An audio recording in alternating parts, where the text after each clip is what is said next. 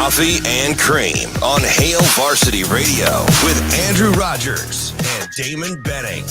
Now McNabb using the far wall. Off the shelf. Eichel coming out. One of the Oilers goes down. It's a 3-on-1. Eichel shooting. He scores! Perfectly placed wrister. Back to Martin. Into the Jimmy. Driving right baseline. He flips it around for two more. He has 26.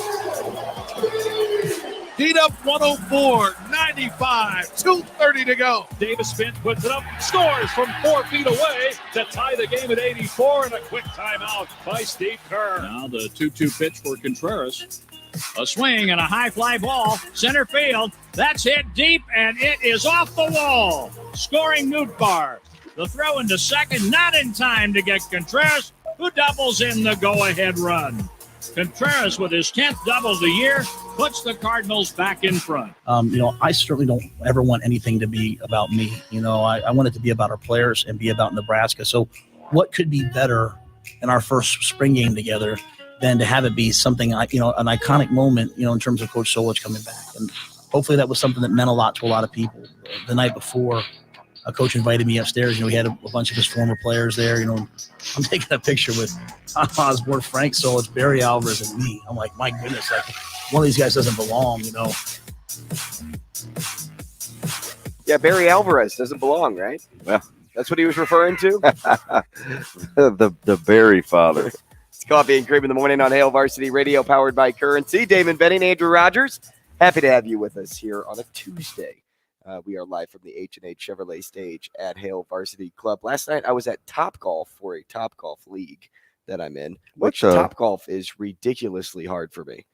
I am not good at aiming at a target. Really? When I golf, put the ball down, let me hit it, give me an open fairway, just let me try to find some green grass. That's not Topgolf? No, that's real golf. This one is you have to hit it into nets, and I'm not very good at it. Is that considered a fairway? How wide is it? Oh, Topgolf is wide, but where the holes are. Do you have to hit it near the hole? Oh yeah, you got to get into the netting. Oh, yeah. So when you take a shot, you can't I guess you can roll it in, but more times than not, the better your shot is in the air when it lands into the net, the more points you get, because the closer you get to the hole. Oh, I got you. The more points. So what are you using? 60-degree, my sand, my pitching wedge. Yeah. I try not to use my irons too much because I have too much of a right to left. And then I tried to figure out, okay, how do I hit it straight? So I'm going to close your stance, close my stance a little bit, and boom, there it goes straight. But the anti-Paul Goldschmidt with the open stance. Yeah, exactly. Did you throw any popcorn at him last night when first and second and he took the collar? Or? Nope, I just ate the popcorn. That's okay, because they ended up getting the dub. Yes, they did, and it's all because of Wilson Contreras. Oh yeah, the double, right? Yeah. So when he worked Stroman, I think he got it to 3-2. Not that I remember, but it was 3-2 count, and you're like, he's caught this guy a lot. Mm-hmm. Think he's got a good bead. He's got a good bead. Yep. And this is all coming after the top of the eighth, right? In the Cubs drama, though. Yeah, with their bases loaded, they. Oh yeah. Yeah. That's good. And then drama in the game. That's going to be interesting, right? Or not so much? I think it's going to be interesting. The Cardinals don't like where they're at right now. They're really. I jinxed it. I talked about the wrong manager then. Instead of Boone. Yeah, it should have been Marmol, but they go in hand in hand. You've been hating on him since the year started anyway. No, I was trying to back him 3 weeks in. Remember when my buddy said, yeah, and you're like, nah, I don't know. Right. But then I thought then I jumped in. Then you're in. Yeah, then I jumped in. So to Marmol or not to Marmol? Is that the question? To not. Really? Yeah. You've won 6 out of 10. I don't know how much of that is Marmol. 6 out of 11. You're 6-5 in your last 11. Decision making. Yeah, kind of sketchy. Is very sketchy. At least your bullpen acted like it had a pulse. Oh yeah, Helsley actually said, I know how to get 3 outs. Yeah. Or more. More times than not. Seeing, who do you see? Mervis and Madrigal and somebody else in the ninth probably helps. Was it a day ago that we saw Genesis Cabrera do the pump? Was that 2 days ago? Was that 2 days ago? Oh, I see. Hi, Art. Good morning.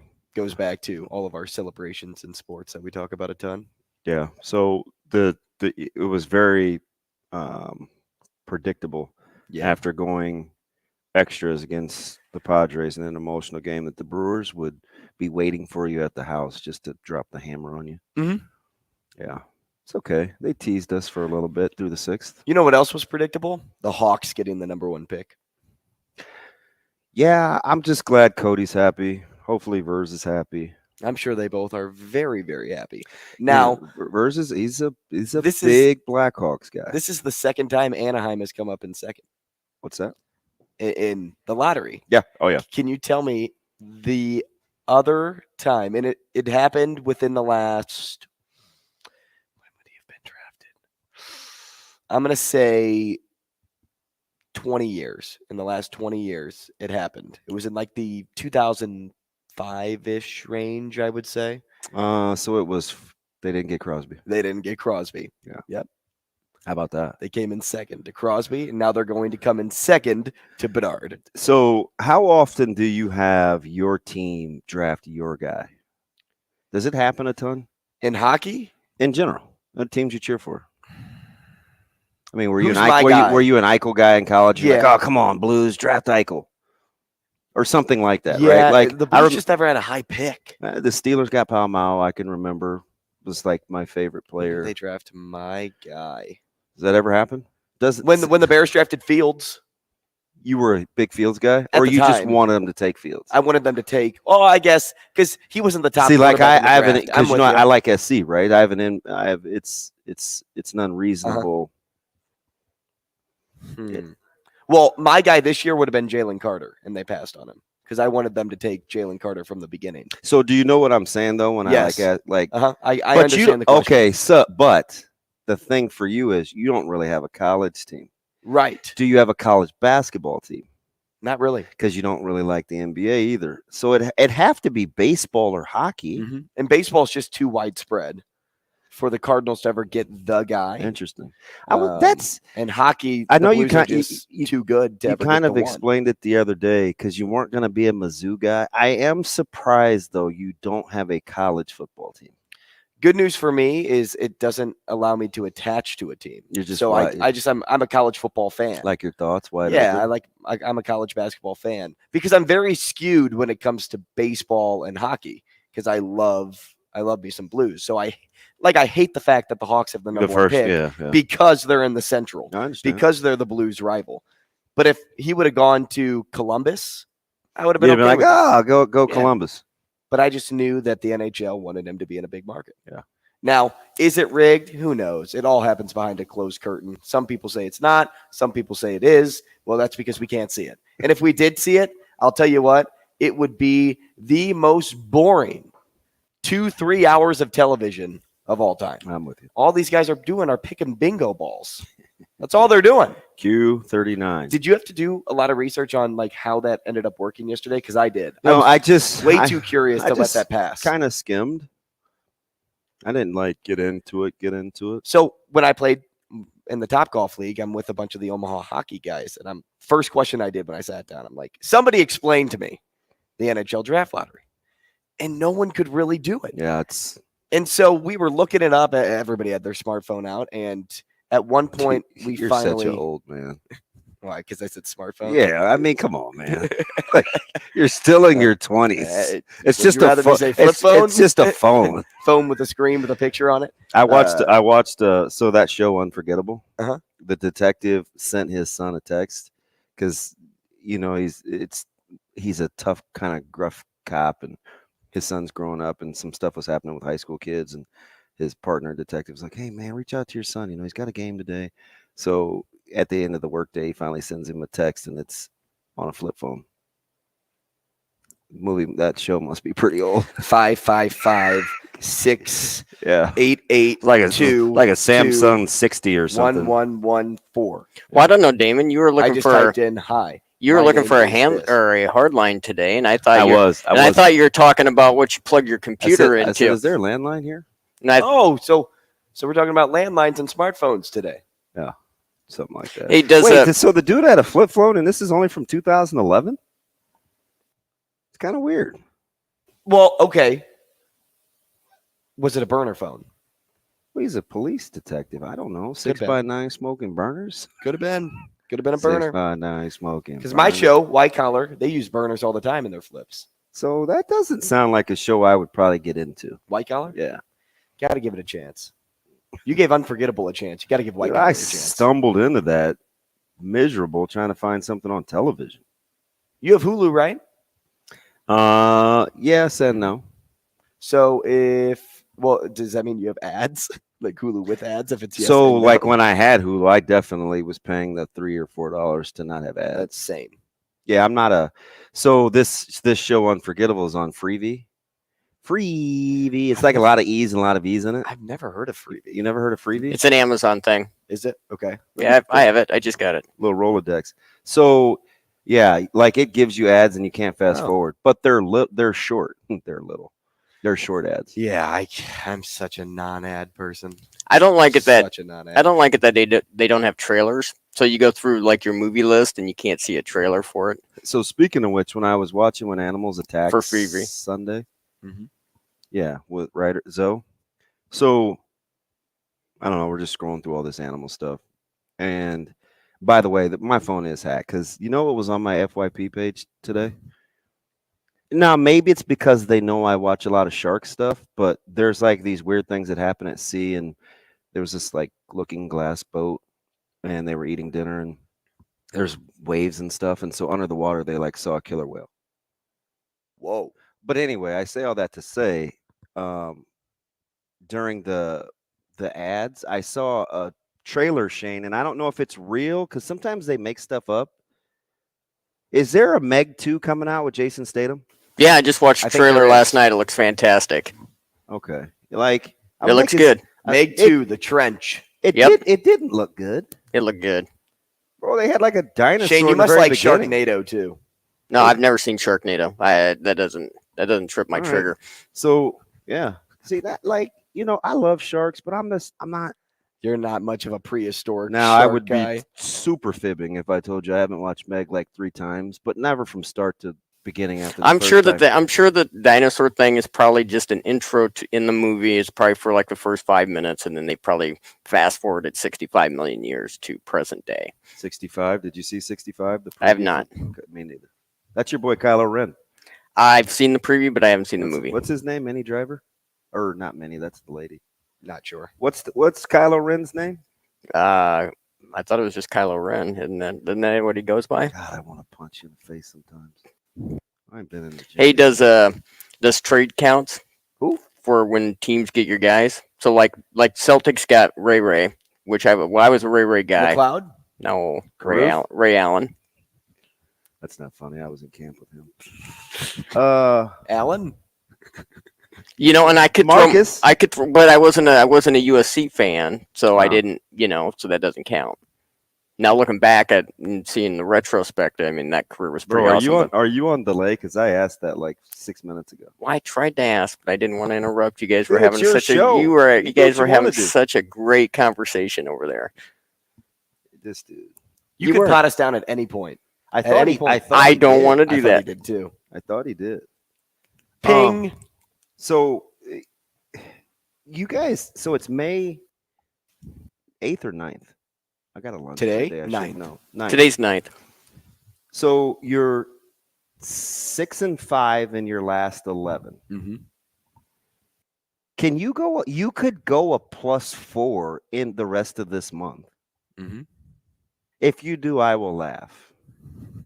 Because when you were 10-20 and May was first starting, I said, how are you going to go a +10 in 28 days worth of games? Right. I will crack the heck Yeah. up. I said we need to get to 500 by June. That's going to be interesting. Yeah, but at least we're finally on pace for it. We started off the month with 3 straight losses. You figure out the bullpen, you should be just fine. Well, that starting pitching needs to get consistent. It's still not. There's only a couple teams I'm paying attention to that aren't the Dodgers.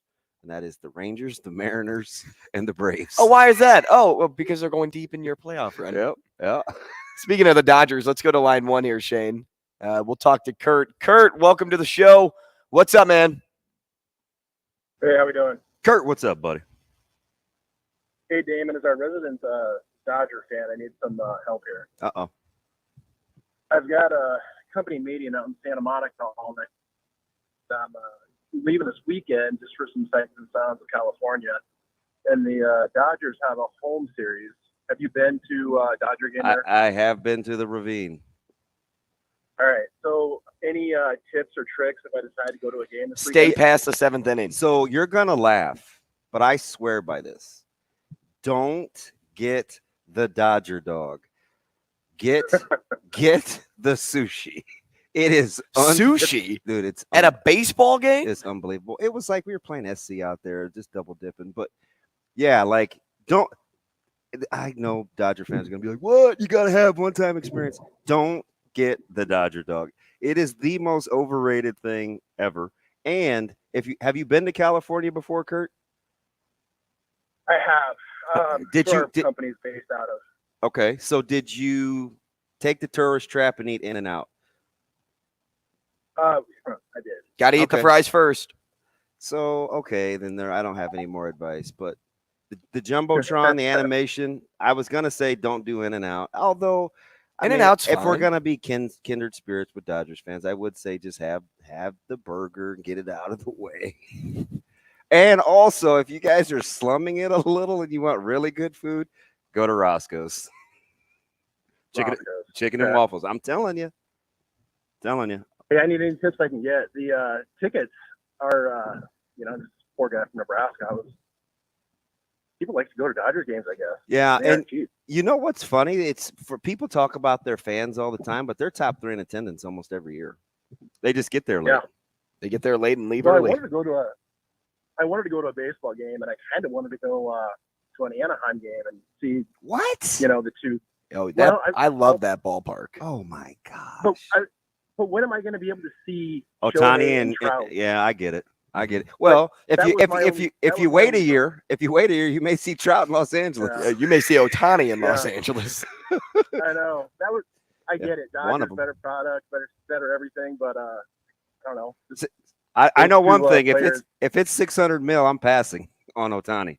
Yeah. Isn't that the floated number? It is. Yeah, I'm passing. It is. Kurt, be safe out there.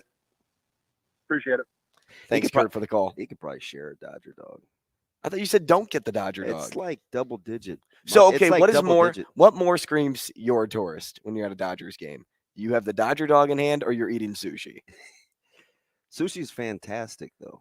At a baseball game, like this is what I'm asking.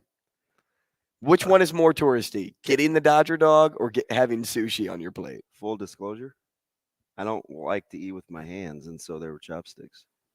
And it's light, so I'm not going to have to use the restroom in public. So you're sitting in the seats, and people are like, "That's I don't know tourist." why these are well thought out ideas. You're just not vibing with me. That's sushi at a baseball game. It's light. Like if you're like, And hey, it's I got healthy. sushi before the game. It's makes sense. It's warm out. You don't want to feel sluggish. Come on, man. Give your boys. Nothing. I just can't. No, I can imagine you right now. You have no, your I little tray see. of four pieces of sushi. You have your chopsticks It's out. actually You don't 8. have a lot of room It's 8. because Don't the be an seats 8. are like having you crammed. So you have your knees together to balance, and you're using your chopsticks to get it. Such a hater. And you're going up, and now you're on the Jumbotron because people notice that you're the only guy in the stadium eating sushi, and you put the sticks down and you're trying to wave and you're balancing your Nope, sushi. I would never be that guy. I'm not waving at anything. I don't even want to be on those things. I've never been. So one time, like at a Creighton game, I was a couple months ago. On the Tron? Yeah. But that was because I was with my guy, and he has like. Now, were you on there ridiculous by seats. default because you were in the first row? Yep. So Okay. it was they played the song that's only good because it was. You ever have music that you like that's only good when you hear it with something in particular? Like you wouldn't just play it on its own. Yes. Okay, so they did it was the Pink Out game, and you could hold up the signs of people that you were there that for. You're standing. So they for. were playing the music. So I was like captivated. I was trying not to be all sappy because. So I was just watching all the people, hold up their signs, because when I sat down, there were the things that you could fill out, and I was like, I don't have a marker. Right. I stand up for X Yes, person. Correct. And it caught me gawking at the Jumbotron. I was looking. But you didn't have a sign? No. So why'd they pan to you? Why wouldn't they pan to somebody with a Because sign? people, you just asked me if I okay. just happened to be in. Got it. So it was Yeah. a wide shot. Yeah. It wasn't. I don't know what you call it. It was more than one person. Did they pan? Like they pan Dora left or right? Peter.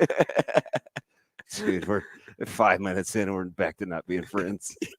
I couldn't even get you to vibe with sushi. I don't like sushi. That's fine. You got bad taste. That's cool, but I wouldn't eat it at a baseball game, No. even if I liked it. You like Caleb. He doesn't like it either. You can take him out. Good. I'll take Zoe. Sushi and crab rangoon. That's her jam. CB and I will sit in a distance and be like, look at those weirdos. We had They're eating sushi. My mom made a fantastic little kind of whipped up some Mexican yesterday and took the boys over there early. And Ryder, like, do you know what I brought from our house so she could have dinner? Frozen chicken nuggets. That's Zoe's meal of choice. Yeah, they're fantastic. They're these gluten-free ones at Costco. They're unreal. Now, they're only the size of maybe your thumbnail. Really? Dude, they're teeny, but they're sensational.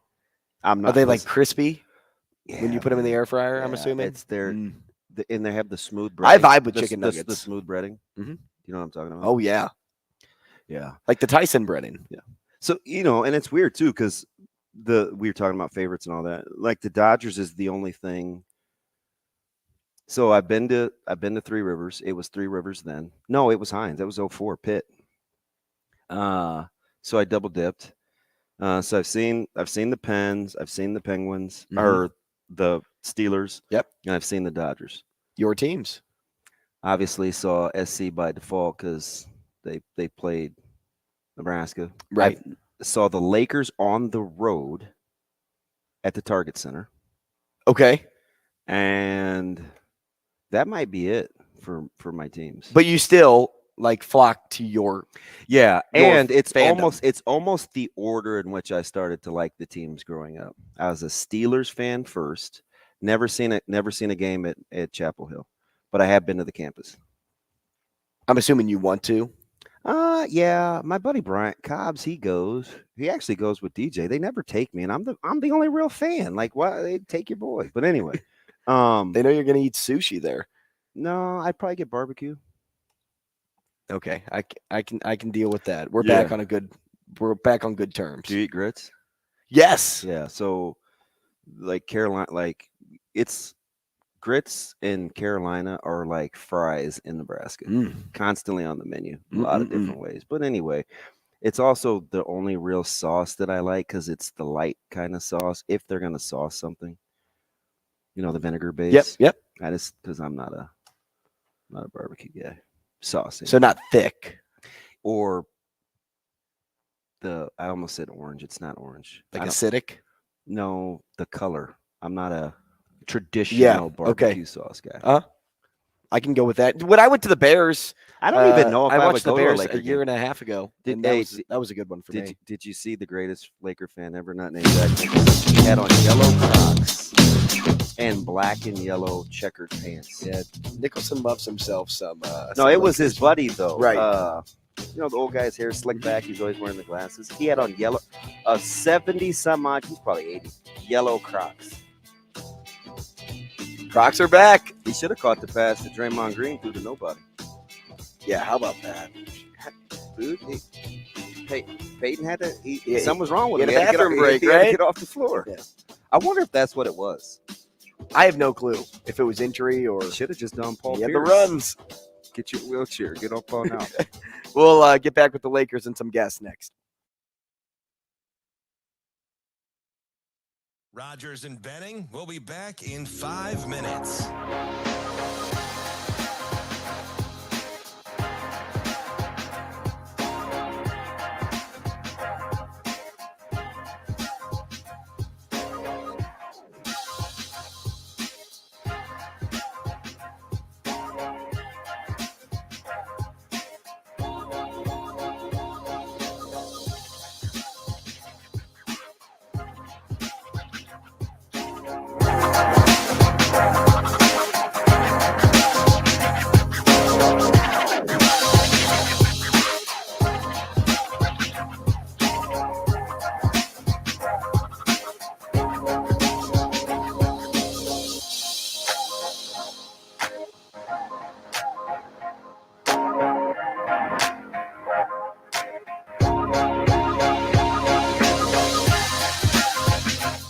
Rogers and Benning will be back in 4 minutes.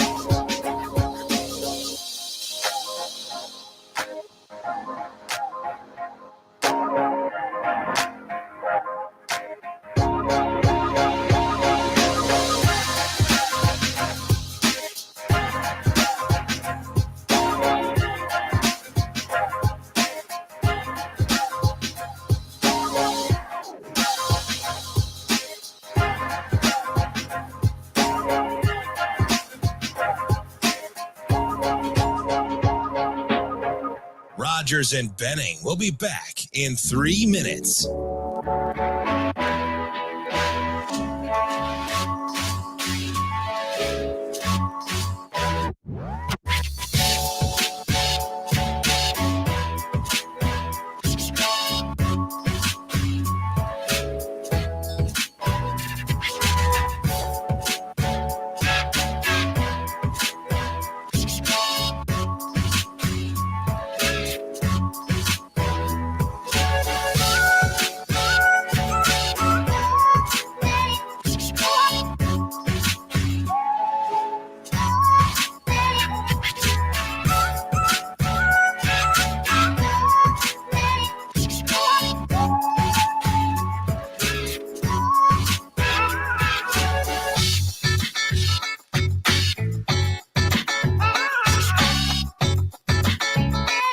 Rogers and Benning will be back in 2 minutes.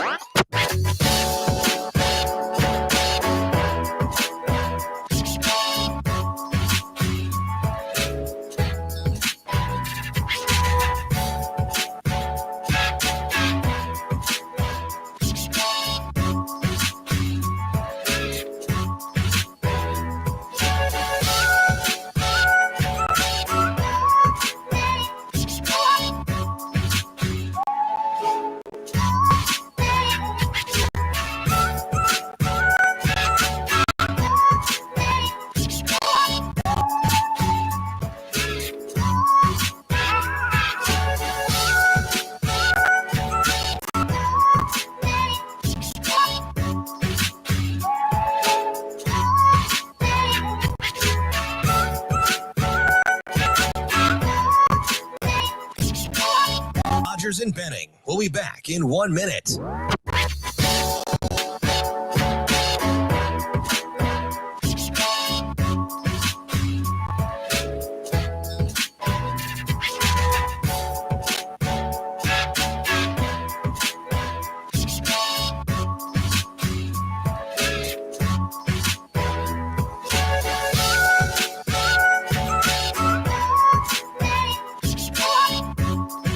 Rogers and Benning will be back in 30 seconds.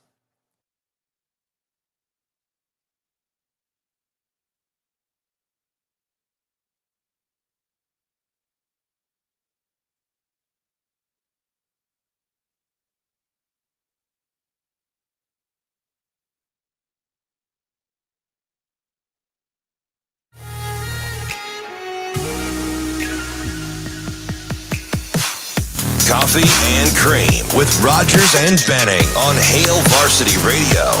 Reeves will inbound far side, front court to our left. Lonnie Walker has had 9 points here in the fourth quarter. He's got a James screen to his left. He uses it. He drives, puts up a runner that's good. Lonnie Walker has been the fourth quarter story for the Lakers.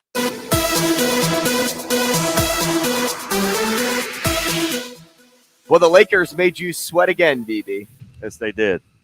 Thank goodness for haphazard, loosey-goosey Golden State with the ball.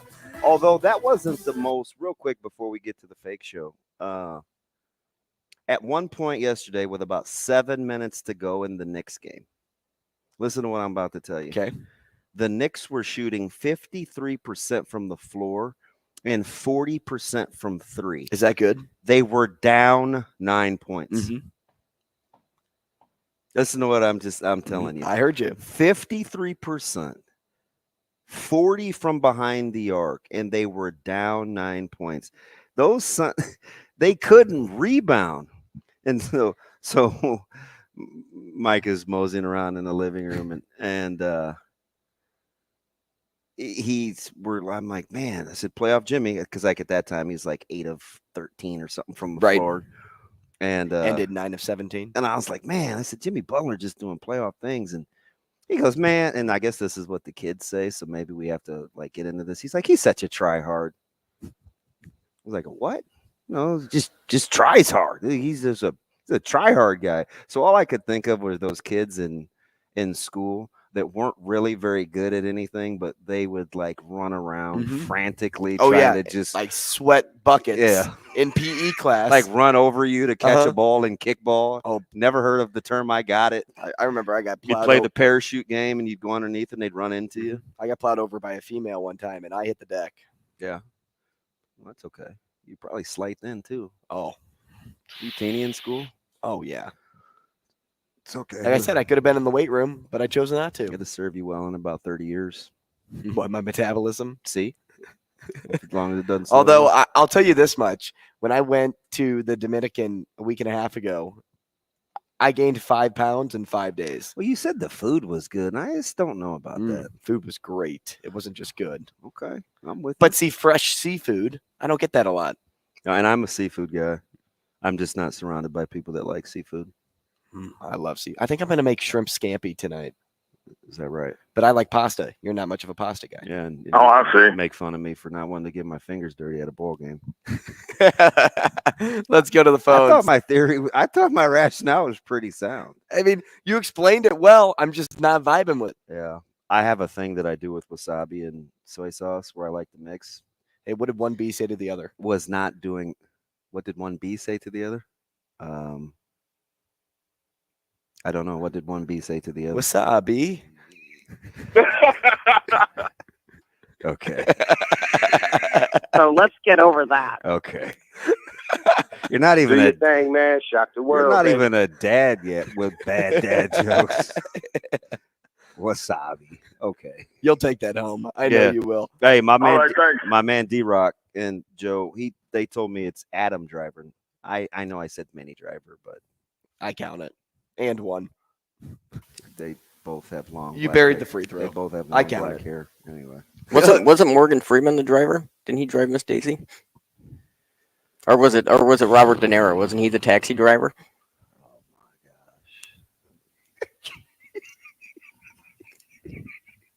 gosh. Adam Driver. That look you gave him. Hey, Shane, let's go to line 2. Let's talk to Brian. Hey, Brian, what's going on, man? What's going on? Oh man, just wondering why we're echoing. I don't know. How are you? How are things? I'm doing all right. I'm glad to hear that. Don't you let Andrew dog you about getting your crunchy listen, man, he's been on me for a couple of days. Brian, you cannot tell me that you would also get sushi at a baseball game. Low-key, he just went passive aggressive. He said great poupon on that Dodger game. I see what you did there. I see what you did. You know, you gotta watch Dodger game with, sophisticated, like with your pinky finger up, sipping your tea. Yeah, right? That's how they do. That's what I've been That's how told. they do in LA. That's probably what Lonnie Walker doing right now. Hey, listen, between he and Vanderbilt, I'll take the pickups. They got a bench now. Hey, the crazy game is that their shooting percentage was even with each other. It tells me that you may go to State a 2-point shooting team. It's better to let them shoot them threes. Hey, did you get at Ravi on Twitter again last night? Because he said he texted me. He's not going to be here for your slander, B. But I'm going to get on him too, because remember our knockdown drag out argument that he told me, Jimmy, but you can't win with Butler being a 1? Yeah. Yeah, well, he's the 1, and they're rolling through the playoffs right now. Killing them, Nick. And I didn't want to say nothing to Robbie. I didn't want to hurt his feelings because the foul call was so close this time. I mean, it's not his fault that the Lakers shot 20 or 20 from the free throw line. But what I think people need to talk about is Klay Thompson. At 3 for 11, game 2, 5 for 14. What was it? In game 5? Yeah. He hasn't been playing. People need to maybe ask, hey, is he still recovering from those leg surgeries he had? It hasn't been 2 full years yet. So I think he kind of got worn out towards the end of that game because, you started reaching a whole lot more. You know, that's the first sign to show you tired when you start using them hands more. Hey, So, did you see 3 of the top 5 playoff free throw discrepancies LeBron has been a part of? Mm-mm. And Golden State, the other 2. How about it makes that? sense. It makes sense. You can't outshoot them. So don't even try that. Yeah. You can't collect enough shooters to outshoot them. 2 with the Cavs, Golden State twice, and then LeBron's Lakers. Hey, I know that, but that does make sense. Okay. Gentlemen sweep. Sorry, Robbie. Have a good weekend. Thanks, B. They went into last night plus 44 in free throws. Wow. I'm not a LeBron James fan. They added 8 to that last night. Man, I'll tell you this much, too. Watching the Lakers switch off of screens. I know. So they went yeah, they can do that now. Is what makes Klay Thompson not get open, is what makes Steph Curry force 3-point shots up or try to create space. And then where does the ball go? Wiggins? Yeah. Draymond's hands? He's their X factor. Yeah, though. sure. Wiggins is, don't get me wrong. Wiggins is a stud. But if it's not in Curry's hands or Klay's hands and they're trying to force buckets up just to try to be productive on the court, credit to the Lakers and how they play defensively. And this has always been my biggest knock on the NBA. And I know it's kind of like, oh, yeah, the main bullet, right? Oh, nobody plays defense in the NBA. Well, I've been watching the NBA Finals, and no one plays defense like the Lakers right now. They've been guarding. They have been guarding. Let's go to line 3, talk to Michigan Lance. What's up, Lance? Man, what's up, boys? How you doing this morning? Hanging in there. Stuffy. DB, you should be feeling good, man. You got a real basketball team, man. I do. I've been there with these guys before, man. I'm not letting myself get too high. Well, not these guys. Like, this is a different team here. I mean, I do like I have been saying I like their bench. They have a full basketball team. Yeah, and I mean, AD and LeBron are healthy. Now, we've only been here one time before, and the last time we've been there, they won a championship. So as long as they continue to be healthy, and isn't this classic LeBron, though? Like, I never understood, but I think some people did, but, like, there were some people kind of standoffish about playing with him, where he's like Bird and Magic, where it's like, no, hey, man, not. I'm going to let you. Okay. He's not? No. He can win with any coach. Those guys won with multiple coaches. He doesn't have to be the top scorer every night. But those guys were the same. He just usually is.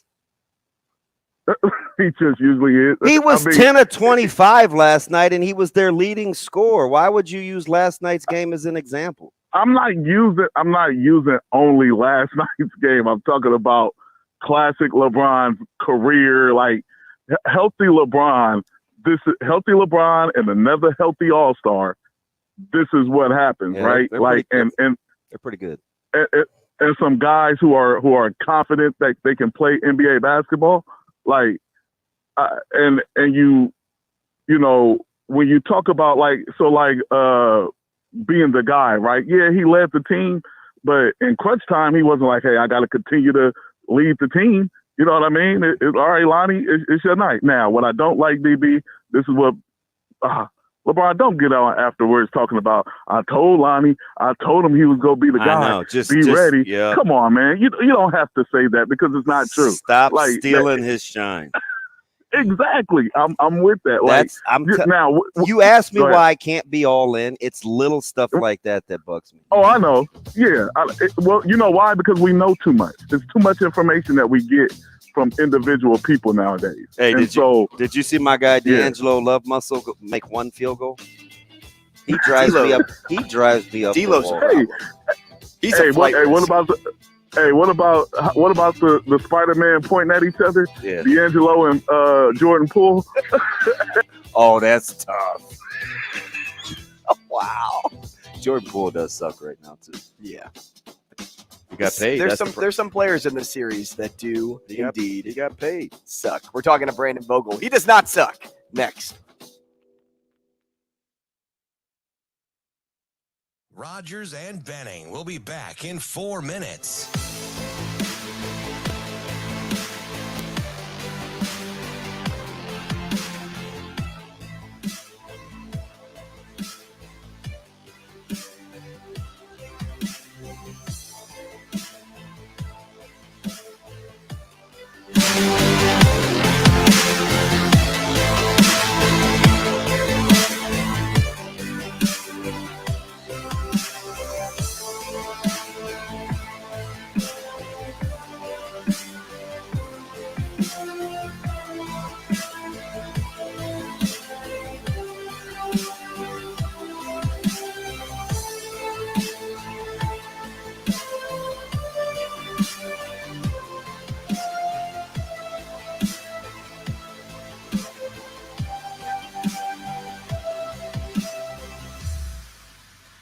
Rogers and Benning will be back in 3 minutes.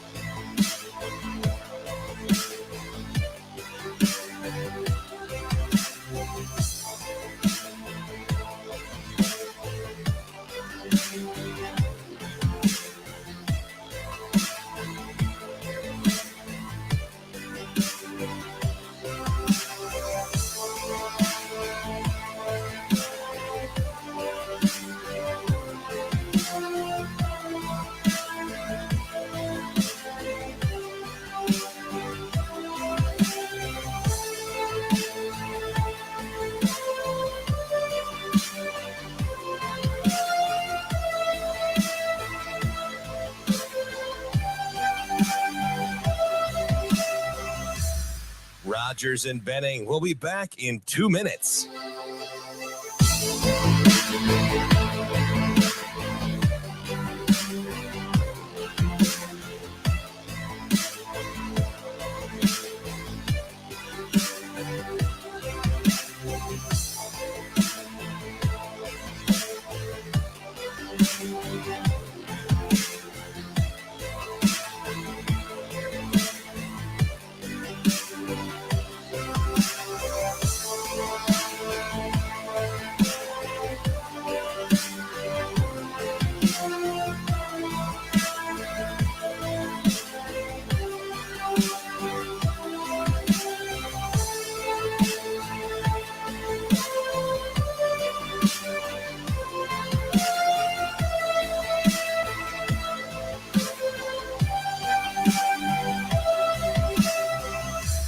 Rogers and Benning will be back in 1 minute.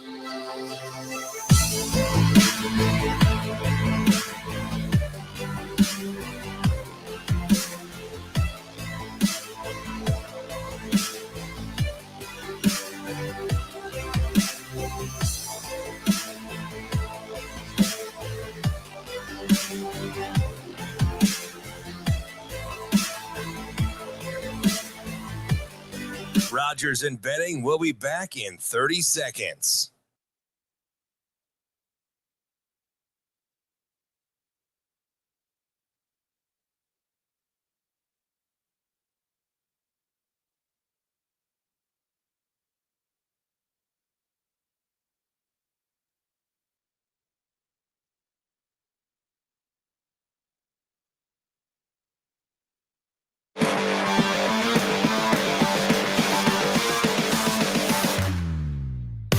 Coffee and Cream with Rogers and Benning on Hail Varsity Radio. Yeah, I like the offensive line. I think they suit us really well. They're going to be good for what we do. I think we have to continue to develop depth. I think we have to continue to develop the young players. But I like the group. I like the walk-on players that we have in that group as well. And I think they'll play well for us. You know, Sat. It's one of the reasons why I made Sat coach the offensive line at Carolina. He'd be assistant line coach. You can call plays all day. Calling plays in college football is not like playing Madden. You know, like you have to take the matchups into account. And so, you know, we have to do a good job of balancing our run pass, balancing, you know, helping guys versus great players. Coach Rule on Sports Nightly last night with Greg Sharp, Coffee and Cream in the morning. Courtesy of the network. Yep, courtesy of the Husker Radio Network.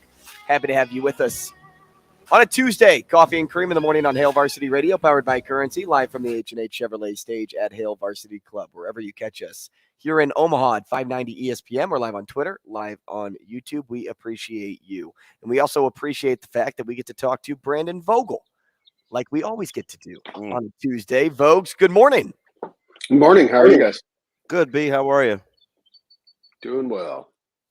Hey, you know, okay, so yesterday I was asking Sam a little bit about the 6-game mark that analysts have been projecting for this team. And then it got me thinking about Coach Rule a little bit last night when listening to him. So I want to ask you this.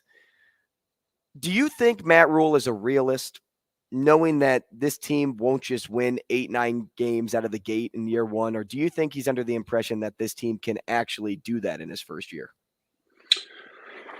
I think he's a realist in that my read is he would look at 8 or 9 and be like, if things go well, if you get a couple of breaks or something like that, like it's not that far from 6 to 8. And a lot of the power rating systems, put Nebraska at 6.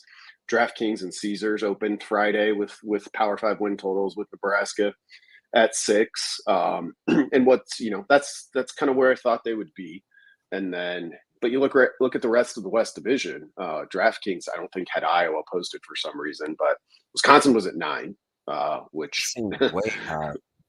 which surprised me. But then you get into Illinois was 6.5. Purdue was 5.5. I think Minnesota was 6.5. So you're looking at that group there that Nebraska is in with kind of those teams, and it's like, how some of those games go are going to determine who goes, with about a 6-win projection, who goes 5-7 and who goes 7-5 in some cases. So I think Nebraska is in a pretty good spot. I think 6 is pretty realistic. I feel like that's kind of their starting state. So, B, have you allowed yourself to get into, because it's been so long since Nebraska's home field has really been an advantage. But I think we would all agree when they start winning at home, those games at home, that's when you can really start to have national level impact. Do you allow yourself to look at home and away yet, or are you not quite there? No, I think you always take a look at it, and it's hard to I think chalk up the wins at just because they're at home the way you'd like to if you're a Nebraska fan or if you're a fan of any team. Like, you want to be able to see for a Power 5 school that's going to play 7 home games every year it can. Now, sometimes you only get 6, and sometimes a Michigan's coming to town and you're just not ready to beat a program like that necessarily on paper. But if you can go 5-2 over those 7 home games, well, that's 5 wins right there. And, this Nebraska schedule for 2023 is a little unique in that we won't see them at home until mid-September, which is going to feel bizarre by the time we actually get there. But you kind of look at this, and I at least look at, well, you got the 2-game stretch, which to start the season, which is big, and it's going to be interesting. We're going to learn, I think, more than we typically learn after 2 weeks about Nebraska. But whatever happens there, Northern Illinois and Louisiana Tech, like, if you want to get to 6, like, you need to win both of those, and you should. You'll be decent favorites, though. Northern Illinois, I think, is going to be pretty good. Yeah. I'm less convinced about Louisiana Tech, but Northern Illinois, I was writing their preview over the weekend, and they've got a lot back. I agree, and they do a good job recruiting. How much do you think that Iowa not being posted on DraftKings has to do with the fact that they have 26 between them and Iowa State, 26 athletes amid an investigation for gambling? Actually, I hadn't even thought of that. I'm kind of serious.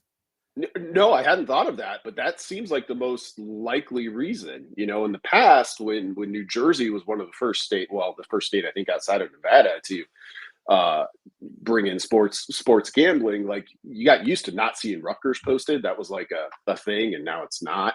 But I was like, why isn't Iowa here? But that very well could be it. In fact, I would be surprised if that weren't, because there's no other seeming reason that I'm aware of that the Hawkeyes wouldn't be posted.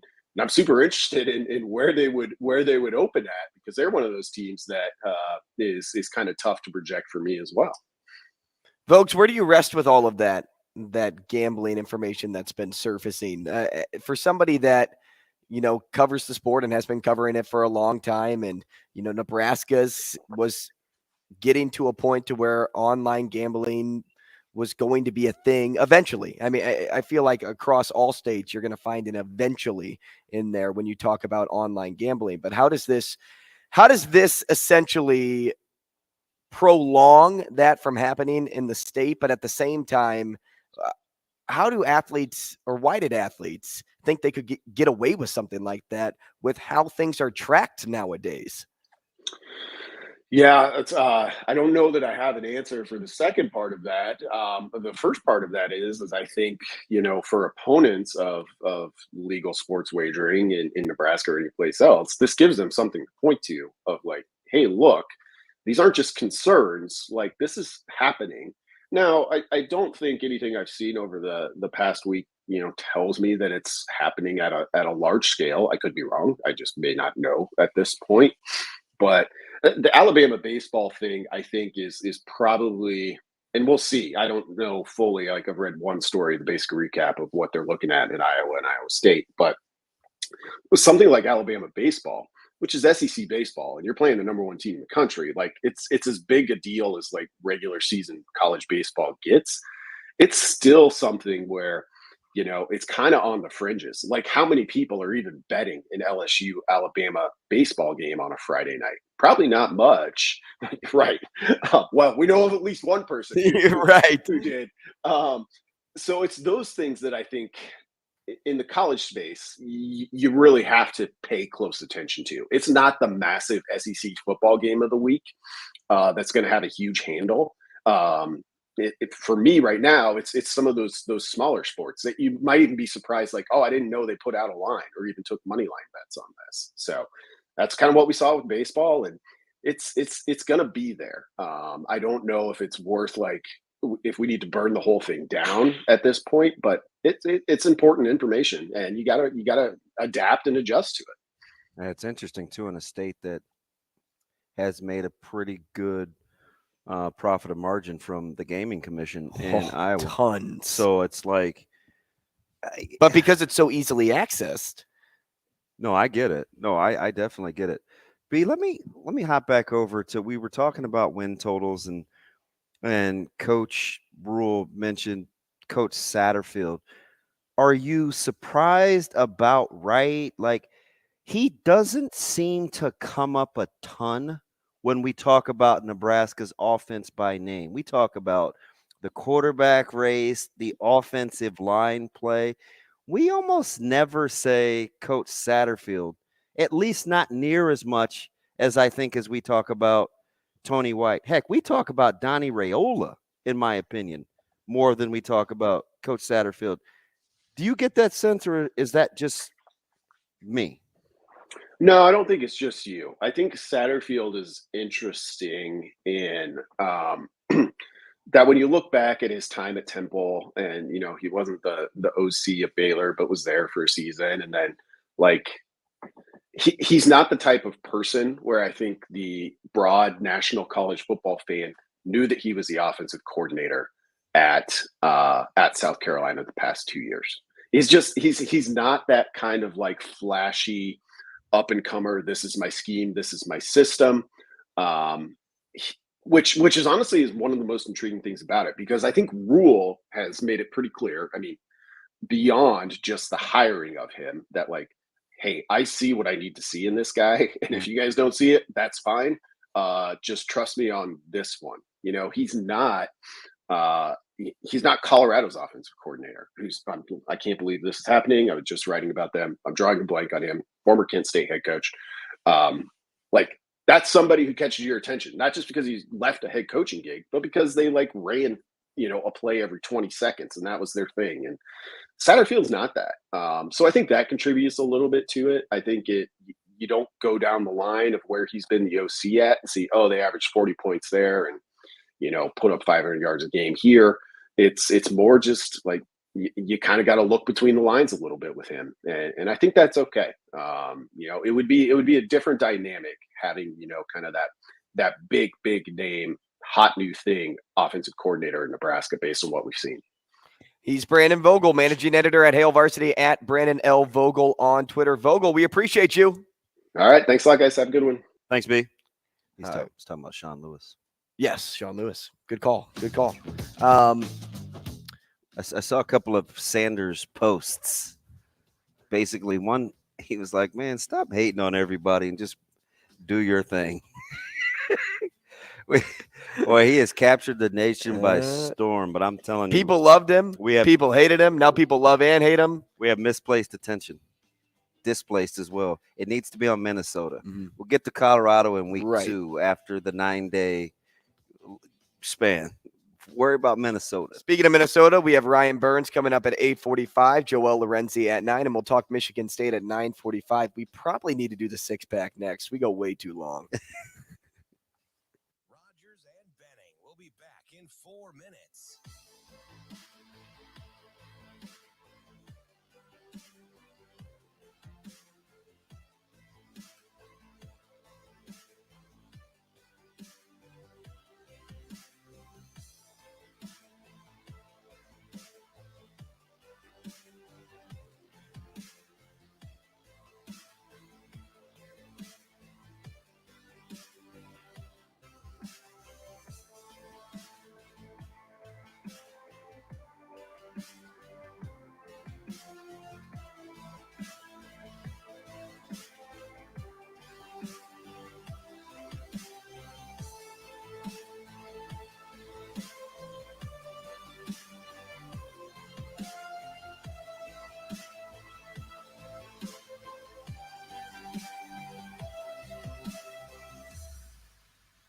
Rogers and Benning will be back in 3 minutes.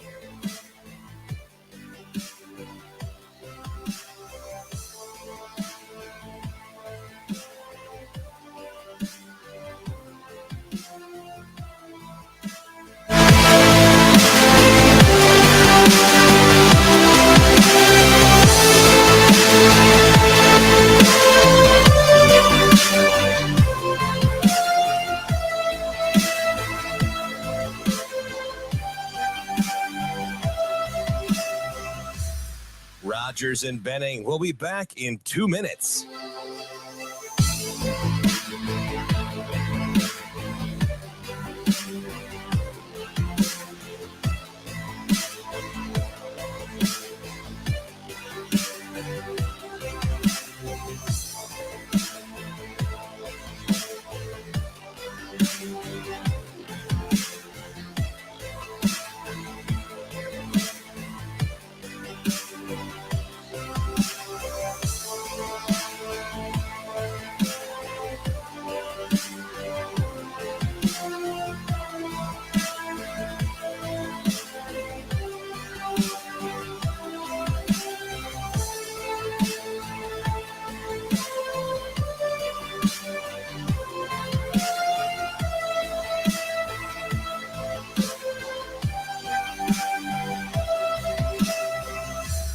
Rogers and Benning will be back in 1 minute.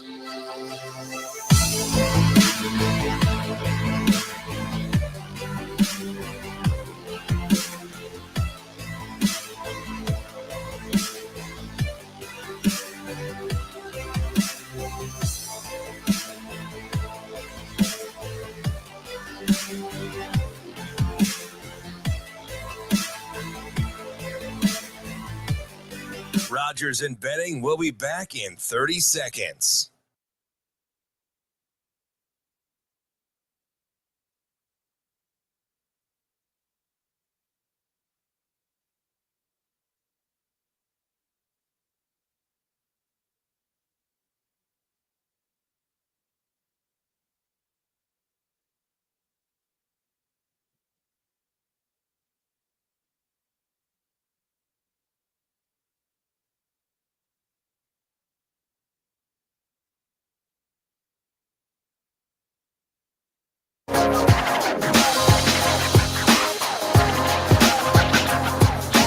Coffee and Cream with Rogers and Benning on Hail Varsity Radio. Time now for the Sports Six-Pack on Coffee and Cream with Andrew Rogers and Damon Benning. Presented by Zipline Brewing Company, makers of Dear Old Nebraska Brew, the official beer of Nebraska alumni. It is six-pack time, and that means we tell you about Zipline. Look at that. You like that rhyme there, DB? How about the Beer Hall South in Lincoln? It's their take on classic German or a classic German beer hall. That's where community comes together to share their days over a common table. They stress community connection, offer yoga, interactive games of all kinds. Go check it out. Beer Hall South in Lincoln. Beer Hall South. Somebody's following me on Twitter named Mildly Irritable. That's hilarious. That's my burner account. Is it? Another burner reference. Is there something you'd like to tell me? Nope. Are you Kevin Durant? Maybe. Hey, do you remember? I wish. Do you? You wouldn't have as good a hair. No, but I would have a lot of money, and I could get plugs if I wanted to. He doesn't. He doesn't have to. One thing you'd be giving up is that nice free flowing those lots. That mane, yeah. Yeah. If I had a net worth of $200 million, I'd be fine. You could probably afford some lotion. I'd shave my head every day if I had to. Sorry, Katie. That's tough. A lot of jokes this morning at your expense. You're still a hooper, though. Top 15 score of all time. Top 10. And we need to go back in the six-pack of questions. Is now a good time to go back and get some value on the Suns? Actually, yes. Remember, everybody was like, yeah, I don't know. Well, you know what?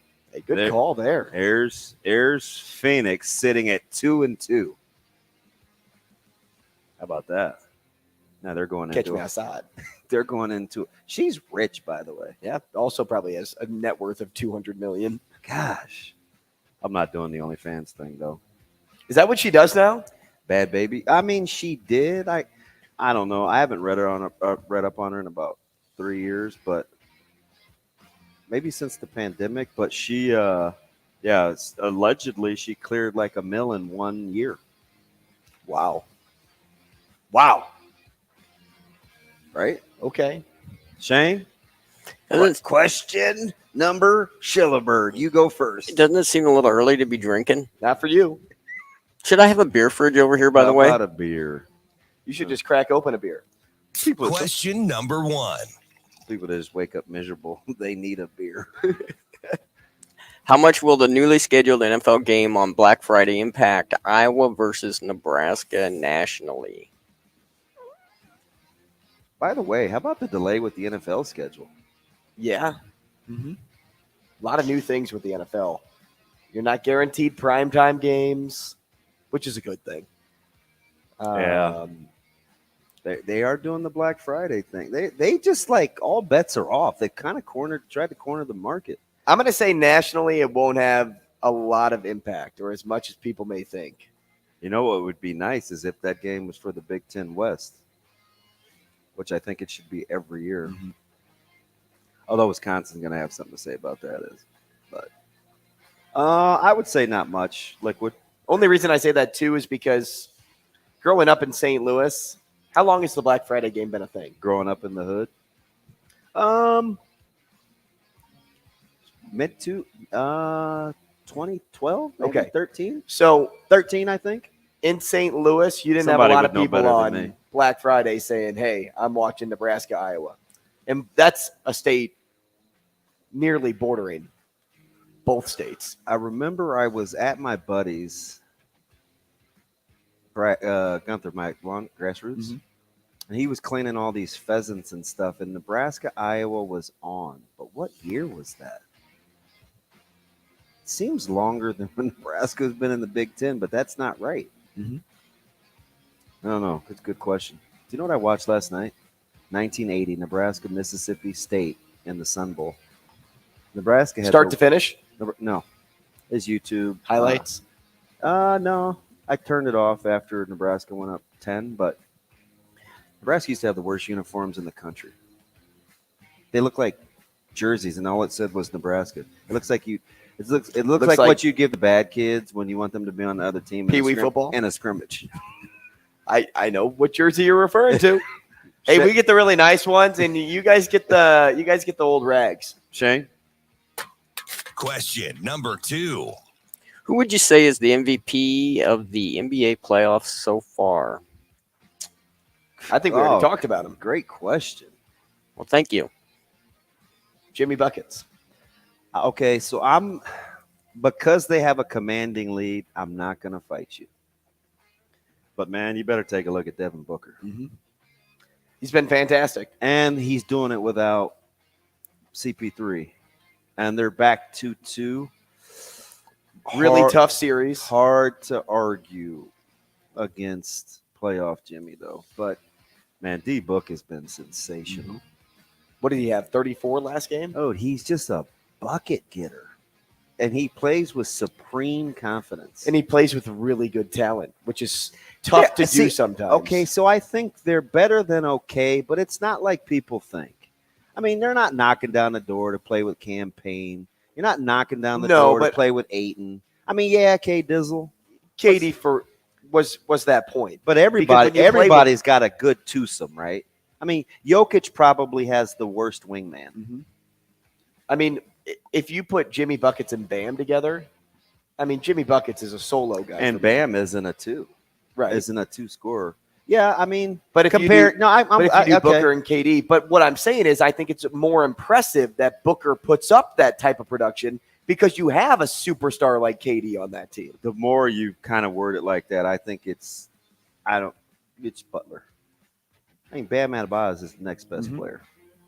And no disrespect to Bam, but that's a 3 or 4 scoring option to that Miami team. It's a 3 or 4 scoring option on any other team. I mean, it's just how it is. I'm with it. Question number 3. What's the best advice you've ever received from a coach or a mentor? Oh, gosh. I bet you have a ton. Hard to narrow it down.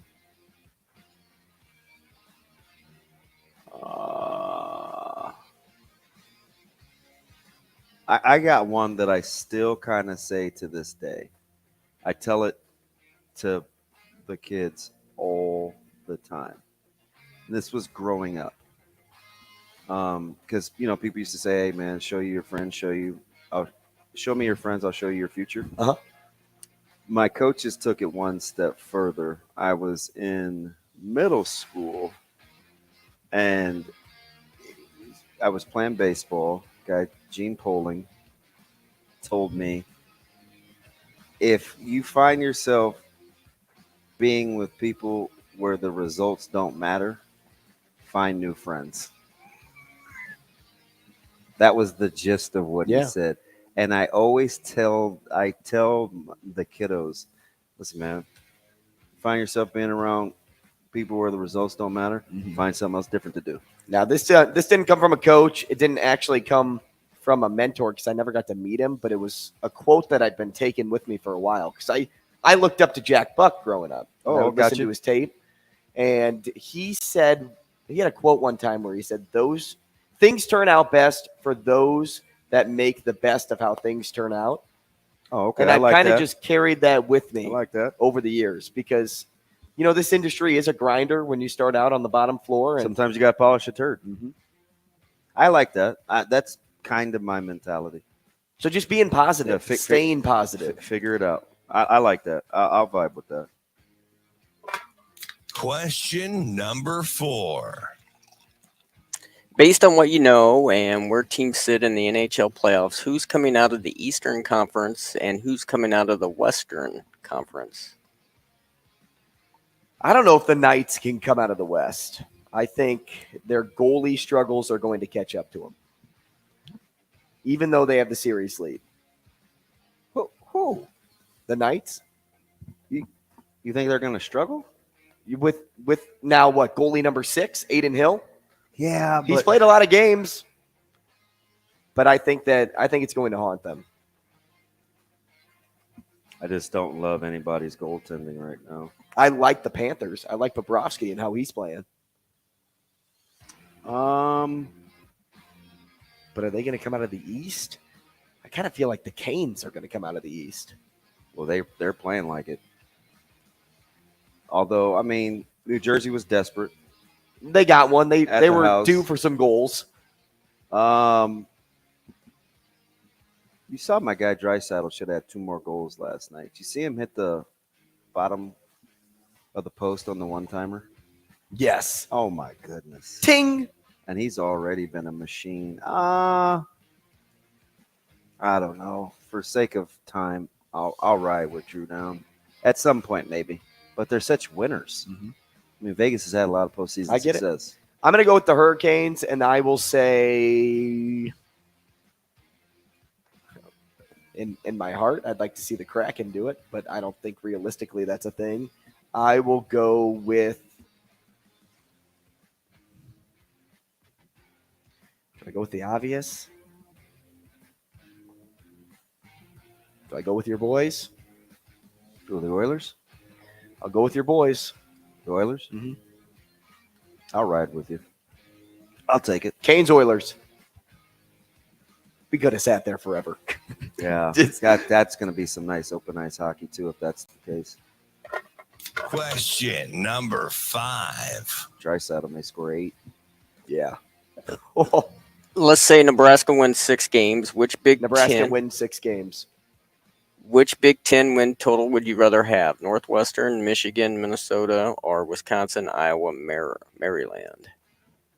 Wait, what? Read that again, Shane. Okay. Say Nebraska wins 6 games. Nebraska wins 6 games. Okay, so they're out of the discussion. Is that why you're saying that? It just says say Nebraska wins 6 games. Which Big Ten win total would you rather have? Northwestern, Michigan, Minnesota, or Wisconsin, Iowa. Okay, so Maryland. in both scenarios, they win 6 games. One scenario, you beat Michigan. The other, you beat Michigan and Minnesota and Northwestern. The other, you beat Wisconsin, Iowa, and Maryland. Give me the first group again. Northwestern, Michigan, Minnesota.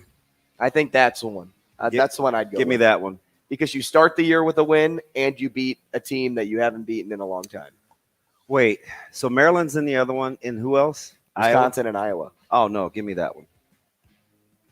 Give me Iowa and Wisconsin. You haven't beat them both in the same year and since you've been in the conference, unless it was 13, 12. Yeah, give me the second. For sure. Question number Can they even beat 6. both those teams in the same year?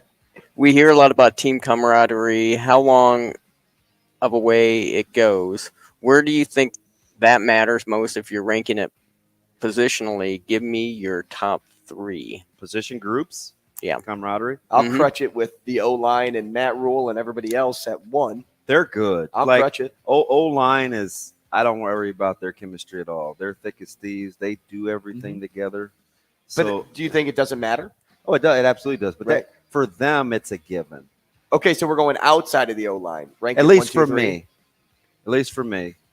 Because I do think that's the tightest group on the team. No question. But would you still rank them in the top 3 in totality? Of importance? Yeah. Yeah. Okay. Yeah. So I think that's the question. If you can add them in. Or you could say, hey, I'm going to go 3 outsiders. Wide cool with receivers 1 for me. I think DBs should be up I'll go wide receivers, linebacking core, DBs. there. Linebacking over DL. Would I do that? I like your wide receivers for sure. And then this 3-3, those guys got to play. Sure. They got to play on a string. Ooh, good call. With the 3-3-5, good call.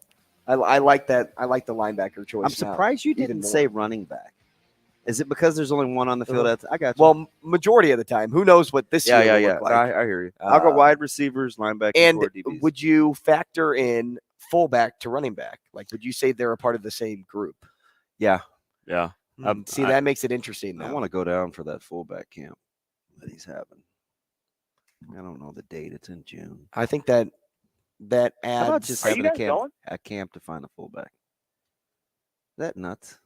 kind of cool. You ever? I think it's what you know what I think's cool. All the camps are Matt Rule camps. They're not. They're not recycled camps. They're like they're calling him by name. Mm-hmm. That's his own deal. Go ahead then, Coach Rule. Yeah, I haven't thought about it. Man, me neither. Was that the 6th question? Yep. How'd we get through that? Well, because we had a 24-minute segment, we went 14 minutes. Some of those questions are hard, though. You really wouldn't take beating Iowa and Wisconsin in the same year? No, I'd rather take a Michigan win and a win over Minnesota to start the year, because I think it would set up the season well. No, yeah.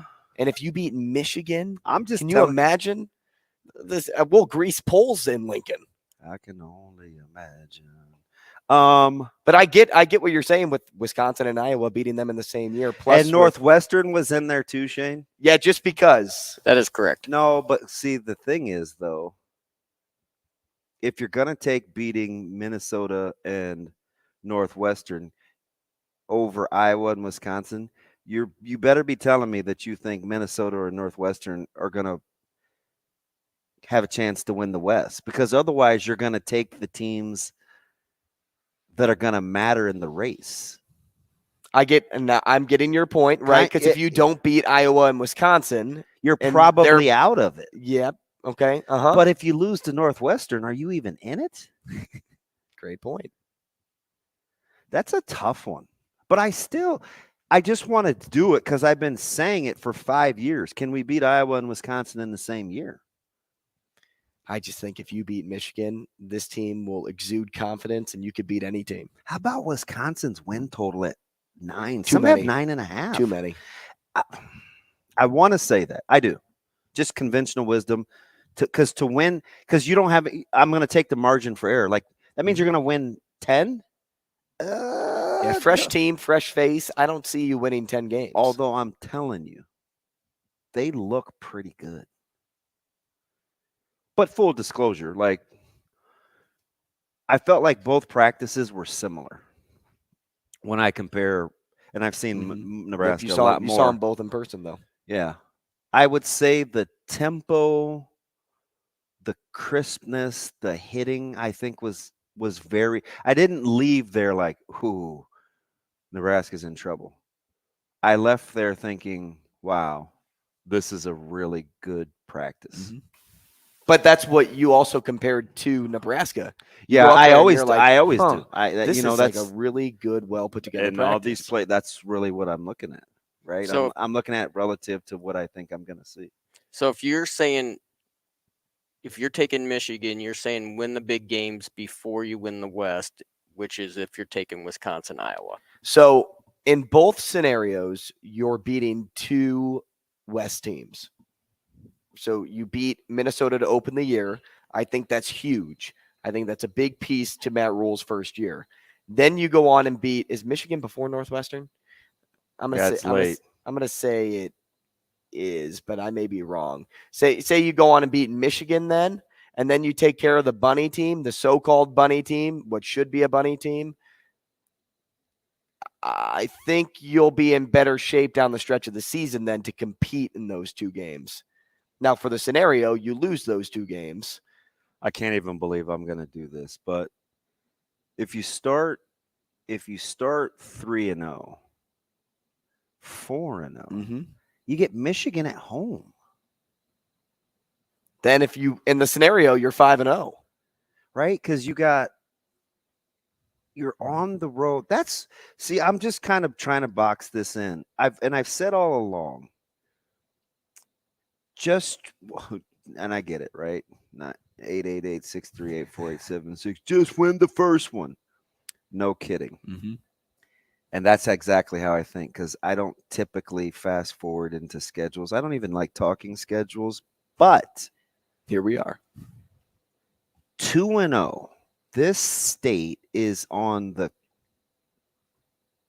I wanted to say precipice, but is on the cusp of this being like head over heels in love. Right.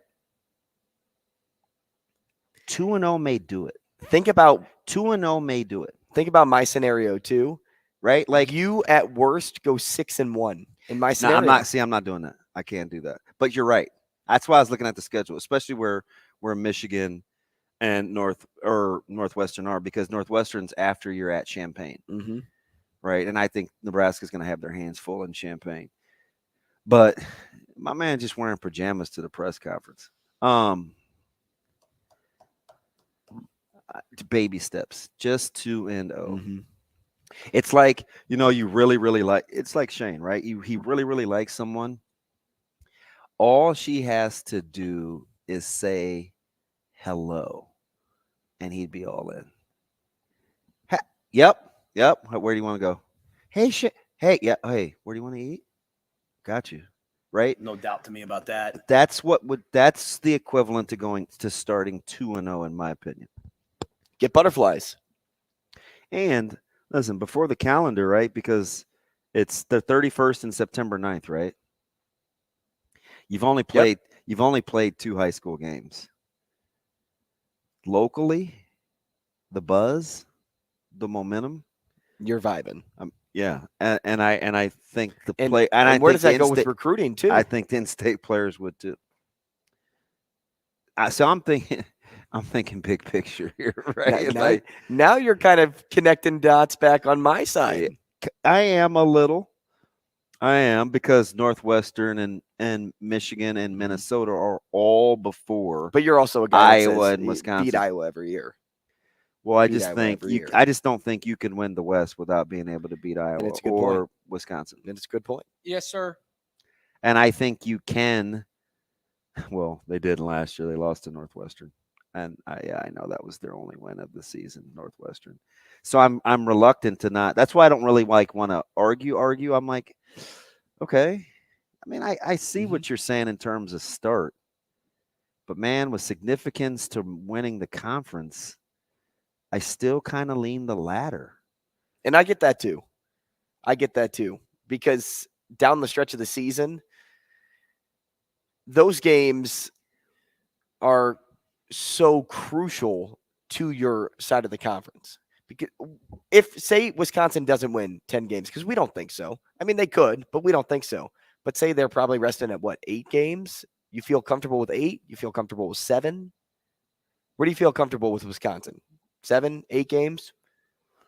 Yeah, Iowa, you probably feel comfortable around 7. I would have put Wisconsin's win total, and I better look at their schedule. So if you're Nebraska and you take care of business against your non-con opponents, your lower ended Big Ten teams, and you win Wisconsin, you win Iowa, you win Maryland the last 3 games of the year. Now you're picking up momentum if you do win the Big Ten West to compete for the Big Ten championship. This isn't like you think. So Wisconsin starts with Buffalo at home. Okay. Then they go to Pullman. Okay. Not a gimme. Probably be favored. Then you have Georgia Southern. So let's say you're 3-0 at Purdue, Rutgers at home, Iowa at home. I would put Wisconsin's win total at 8. And in a first year with a new team, a lot of new faces. Trust me when I tell you, though, that staff figured it out quick. Way good. I'd give them 8. 9.5 seems. It seems high. I was shocked. It seems high. More coffee and cream next. Rogers and Benning will be back in 5 minutes.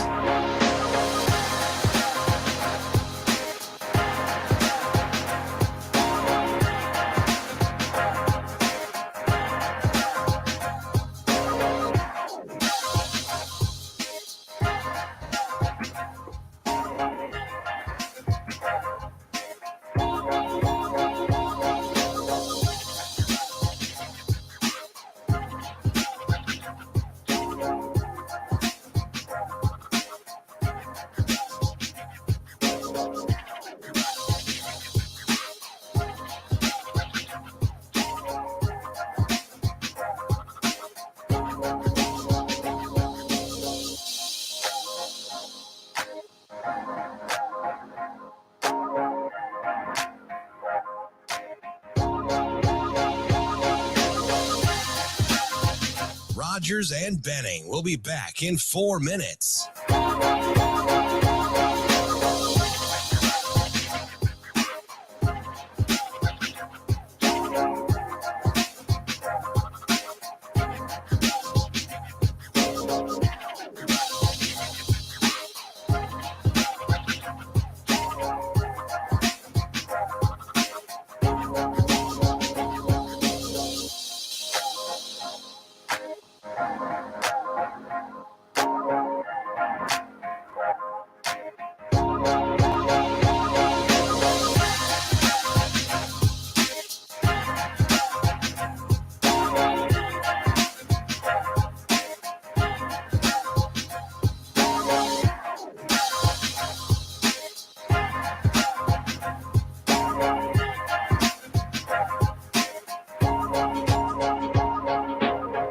Rogers and Benning will be back in 3 minutes.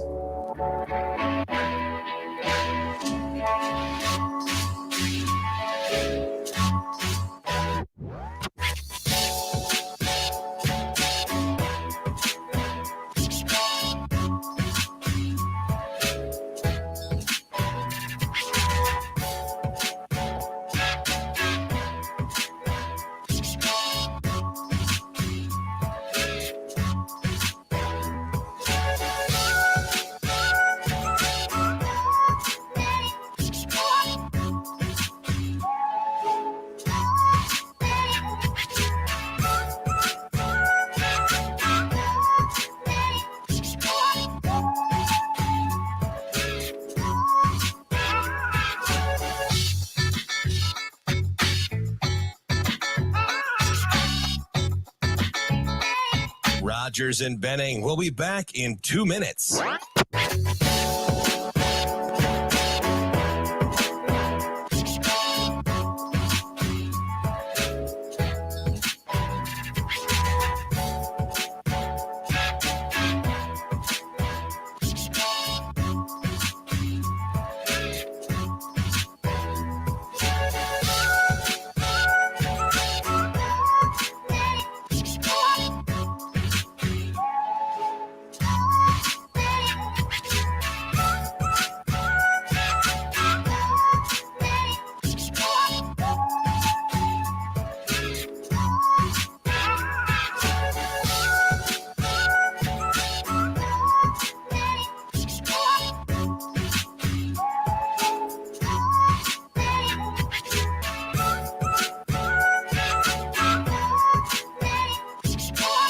Rogers and Benning will be back in 1 minute.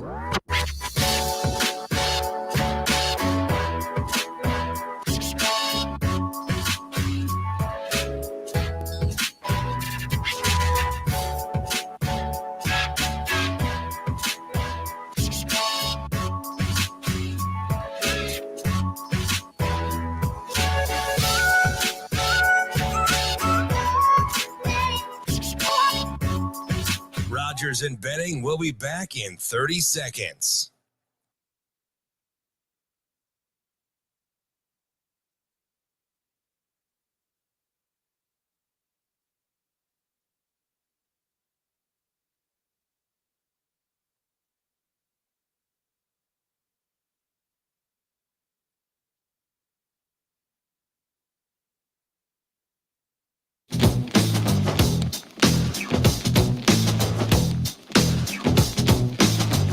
Coffee and Cream with Rogers and Benning on Hail Varsity Radio. Hey, welcome back. Coffee and Cream in the morning on Hail Varsity Radio, powered by Currency. The 3-win conversation, I should say. That's a better word.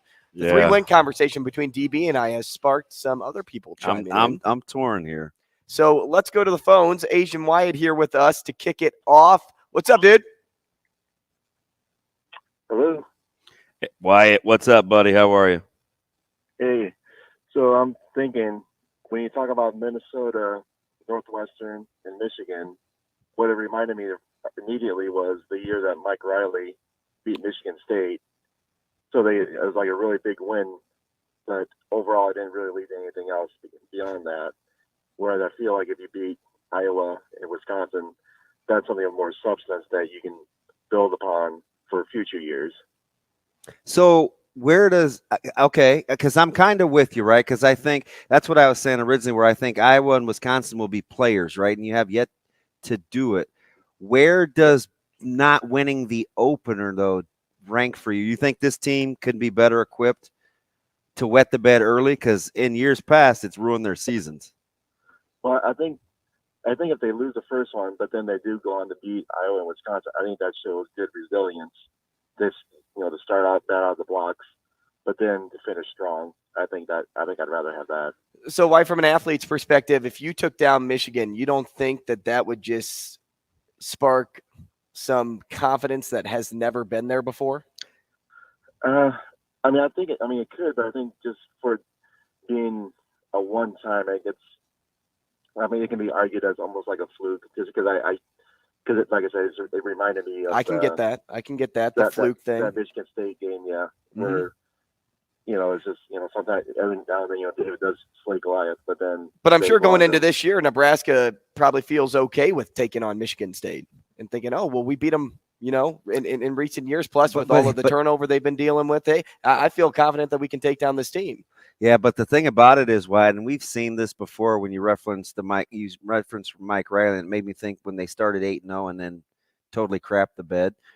So if you, under Andrew's scenario, you will have had a terrible October and November. I mean, you could be on the verge of losing 5 games if you're only going to win 6 games, right? If you, under your scenario, if you beat Michigan, Northwestern, and that's true, because you only win 6 games in the scenario. Yeah. So that means you lose the last 5? Yeah, in my scenario, yes, you would win the last 5 in yours. So it's either do you have a really horrible start to the year or a really good start to the year. Oh, appreciate the call, Wyatt. Thanks. I don't know. I feel like you have to start off strong, because if you do, the buy-in for Coach Rule will be even stronger. So the thing that you better win that first one. See, that's the thing that's aggravating me, because I know I like my answer, right? Because it's mine. I wouldn't say it. I have the opportunity to change my mind, right? I could just be like, I like yours. I like yours. I like yours too. But I need to beat Minnesota in the opener for my dream scenario, right? So I'm having a hard time reconciling that. Yeah, when I put together this question, I did it last night, and I was thinking, okay, how do I get 2 Big Ten West teams in here? But if I take Michigan, I have to take a lower team in the rankings to really pair with then a Minnesota who starts the year. That's where you got Northwestern. And that's where I took Northwestern. Versus, say, like a Purdue or an Illinois, because you throw one of those teams in there, and it seems a little more obvious. But then you take the projected 9-win team in Wisconsin, most likely the projected 7-win team in Iowa, and another 7-win team in Maryland to close the year. 3 straight wins. That'd be pretty fire going into a bowl game, because think about this too. If you get 6 games, you're not competing for the Big Ten. But you get 6 games and you're going to a bowl game and you have 3 straight wins. Think about the confidence you're exuding at this point in the season. Gosh, now I feel like I could be talking myself out of my former scenario, because I have momentum at this point. Yeah, I don't know. I don't know. It's interesting. Yeah, I have to mull that over. It's really interesting. Let me ask you this. Considering they play tonight and we're talking 6-6, Nebraska's record or the number of pitchers each team will use tonight? Shane, you good? You good, boss? So you're saying that if I go with Nebraska's record, both teams will have 6 pitchers thrown? Yeah, I'm in a good mood. I am going to They have to use 6 arms tonight, don't they? I would say, because we're trying to talk this out. I believe it's the 7th inning that they're resuming. Correct. Bases loaded for Nebraska. So Creighton's going to have who come in? A relief pitcher? And then if that pitcher does not pan out well. Here's the crazy thing. Both teams are in must-win situations this weekend. Yes. Nebraska has to do it. As does Creighton. And you have UConn. Creighton's at a point. You have UConn looming. They shouldn't have been swept by Xavier. Is that the moral of the story? Yeah. So wow. Let's see here. I'm going to take over 6-6. So could I do like 6-7? Are they going to a bowl game? Well, I don't know if we got an extra game in there. You win 6, you're going to a bowl game, right? I'm going to say Creighton has to use more than Nebraska. How about that? Okay. That's safe, but I like it. I mean, fudge. Can you imagine? And Creighton has the much tougher opponent on the weekend. Right. But Nebraska has shown, especially during midweek games, you can't take your foot off the gas. But if Penn State gets into you with what you have at stake, being in the middle of the pack, oh boy, you gotta have some speaks. You've got to have some speaks, because I mean this could take forever tonight, and you're starting a little early, so I mean that helps. Okay, now I know you don't like speculation, but if say Nebraska doesn't make, I'll speculate. I just don't like crazy hypotheticals. Say they don't make the Big Ten tournament. What does that mean for Coach Bolt? Like, are we still like, hey, no, he's fine, he's secure? I'm not saying we're on the hot seat or not, but if they don't make the Big Ten, don't make the Big Ten tournament, are you thinking at this point, like, is Coach Bolt really the guy? Are you thinking it? They may not lose him completely. I think if they don't make the Big Ten tournament, Trev has the sit down that he had with Coach Wayberg and Coach Frost, and says, "This is your do or die year." Or, you have to, like basically, or you have to have that conversation about, you can't just keep doing what you're doing. What's the new plan? Right? Because we said this last year, and I get the sense we're saying it again this year. We keep saying, well, this isn't a Coach Bolt team. This isn't a Coach Bolt team. This isn't a Coach Bolt team. Hard nose, situational baseball, competitive at bats, stealing bases, moving guys over, just grubby, right? Just greasy, grimy, go for guts. I mean, sorry you have power hitters. But it's his team. And this is multiple years in. So it is his team. Because last year there was this grace period, right? Oh, I don't know how much he likes this team. No, coach is not going to say, I don't like that team. Right. Unless you're Nick Saban, and it was like, can't remember the year they had all the draft picks, and he said too many guys were worried about their draft stock. They ended up only losing 2 games, but Saban was pissed, right? You have to have the sit down. There's nobody. We can't be above reproach, right? I mean, everybody's got to get better, and you got to take some self-inventory. But with this team on paper, if you don't make the Big Ten tournament, that would be a colossal failure. You have 3 players that are projected to go in the top 5 rounds. All three top 60 prospects. So you're looking at 2 of the best hitters in the conference on your team. You also strike out too much, though. But that goes back to competitive ABs. I get the home run thing, but that goes back to competitive ABs. But when you're swinging for the fences, you do strike out. You strike out a lot more. Now, maybe you can see some more pitches. Maybe some other players can see some more pitches, work the count more, try to get on base. But also, I've never been an opponent to the fact of you shouldn't be swinging when you're in the batter's box. Like, you should be working the count. Like, if you see the pitch you like, you go after it. I'm with you. I'm definitely with you. I mean, Lord knows anybody that's been around me or coached me knows. I used to always swing at the first pitch because majority of the time I let off in baseball games. First inning, what do you see? You're going to think you're going to get a first ball fastball? You always get a fastball. If you get a curve, you know what? He gets a curve, but more times than not, you don't have a starting pitcher that's doing a major scouting report. And I get it. That's thinking they can't blow a fastball that's different than understanding hitters' counts. Right. Yeah. But more times than not, I don't want to wait for my pitch. I'll take the over on 13 pitchers too as well. No, push. 6 and 6? Yeah, 6 and 7? Okay. 13. We'll get into some guests next. Rogers and Benning will be back in 4 minutes.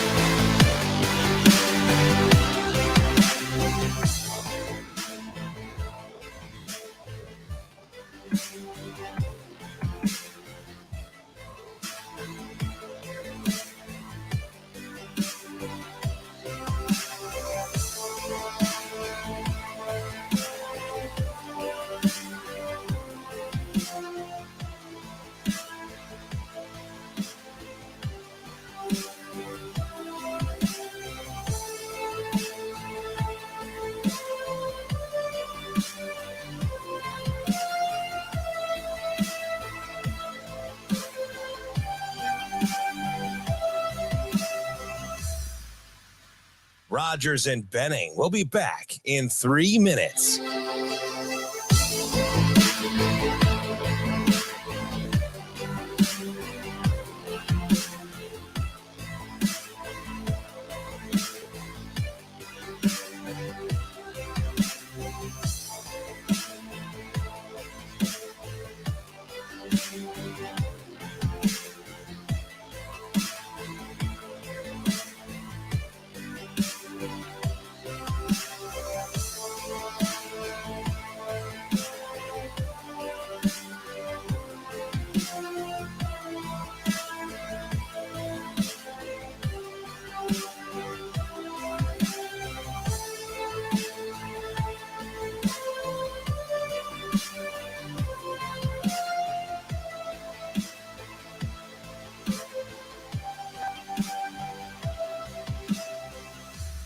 Rogers and Benning will be back in 2 minutes.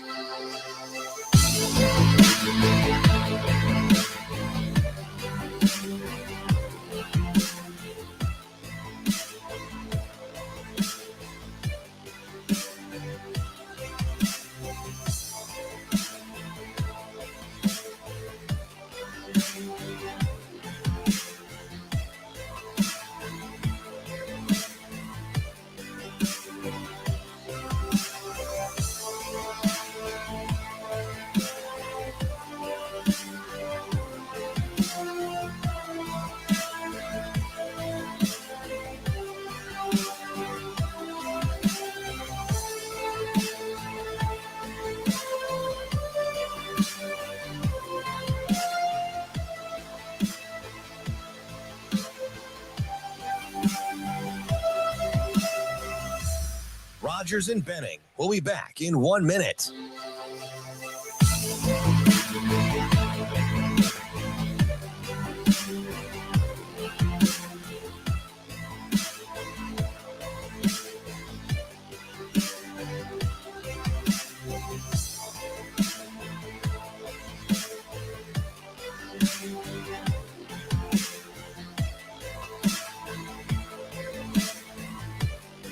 Rogers and Benning will be back in 30 seconds.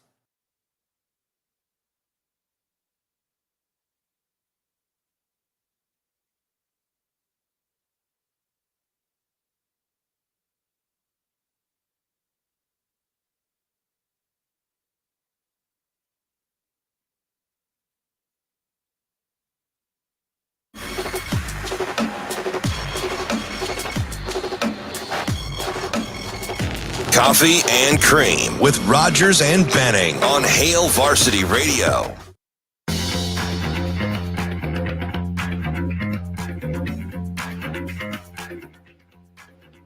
Hey, welcome back to the show. Coffee and Cream in the morning on Hail Varsity Radio, powered by Currency, 590 ESPN Omaha. We're live on Twitter, live on YouTube. We appreciate you joining us.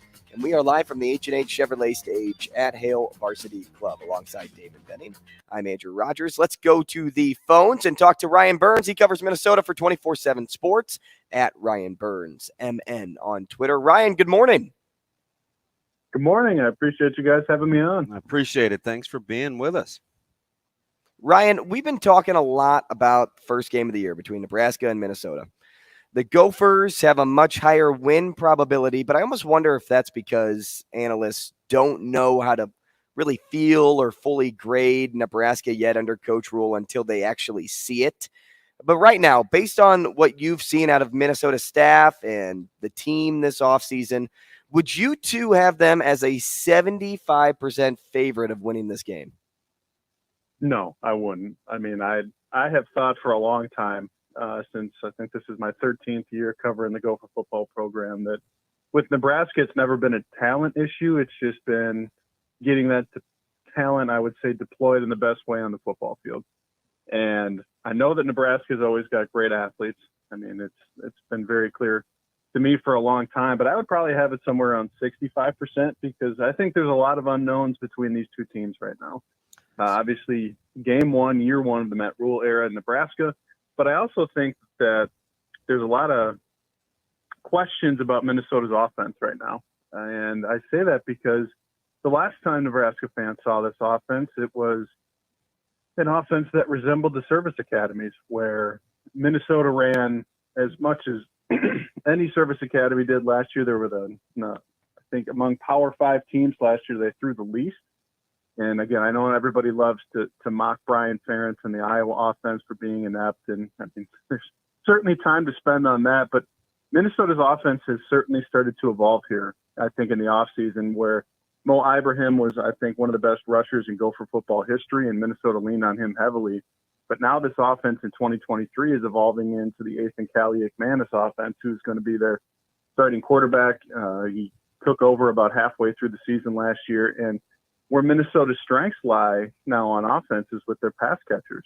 They return Chris Ottman-Bell for his 7th year of college football. He can almost rent a car at that age. They've got Brevin Spanford, who's going to be one of the best tight ends in the Big Ten, caught 42 passes last year, the most a Gopher football tight end has caught in 16 years. And then I look at what they did in the transfer portal, bringing in two-time All-MAC receiver Corey Crooms. Elijah Spencer was the Conference USA Freshman of the Year in 2021.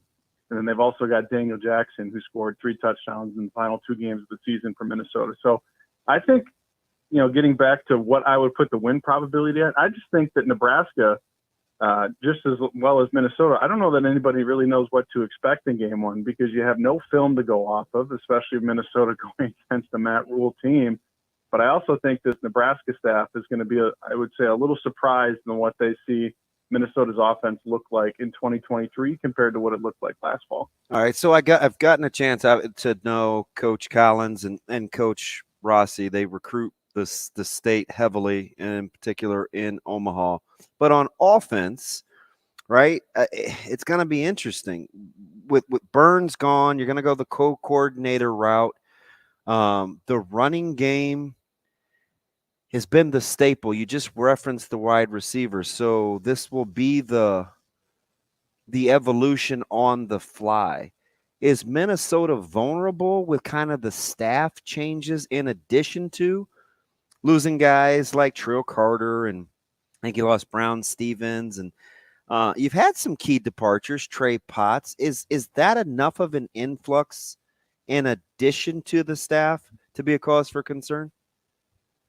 It could be. I mean, I certainly think that's one of the reasons why I have questions about the offense is your play caller from last season, Kirk Shiraka, left to Rutgers to go take $500,000 more a year, which I think all three of us can agree. If someone would offer me $500,000 more a year, I'm probably going to take that. Even though my loyalty might be to the head coach, it ain't personal. It's just business. And so that's where Minnesota's going to have a first-time play caller in either Greg Harbaugh, who, by the way, is in absolutely no relation to Jim Harbaugh, even though their last names are the same and they're both in the Big Ten.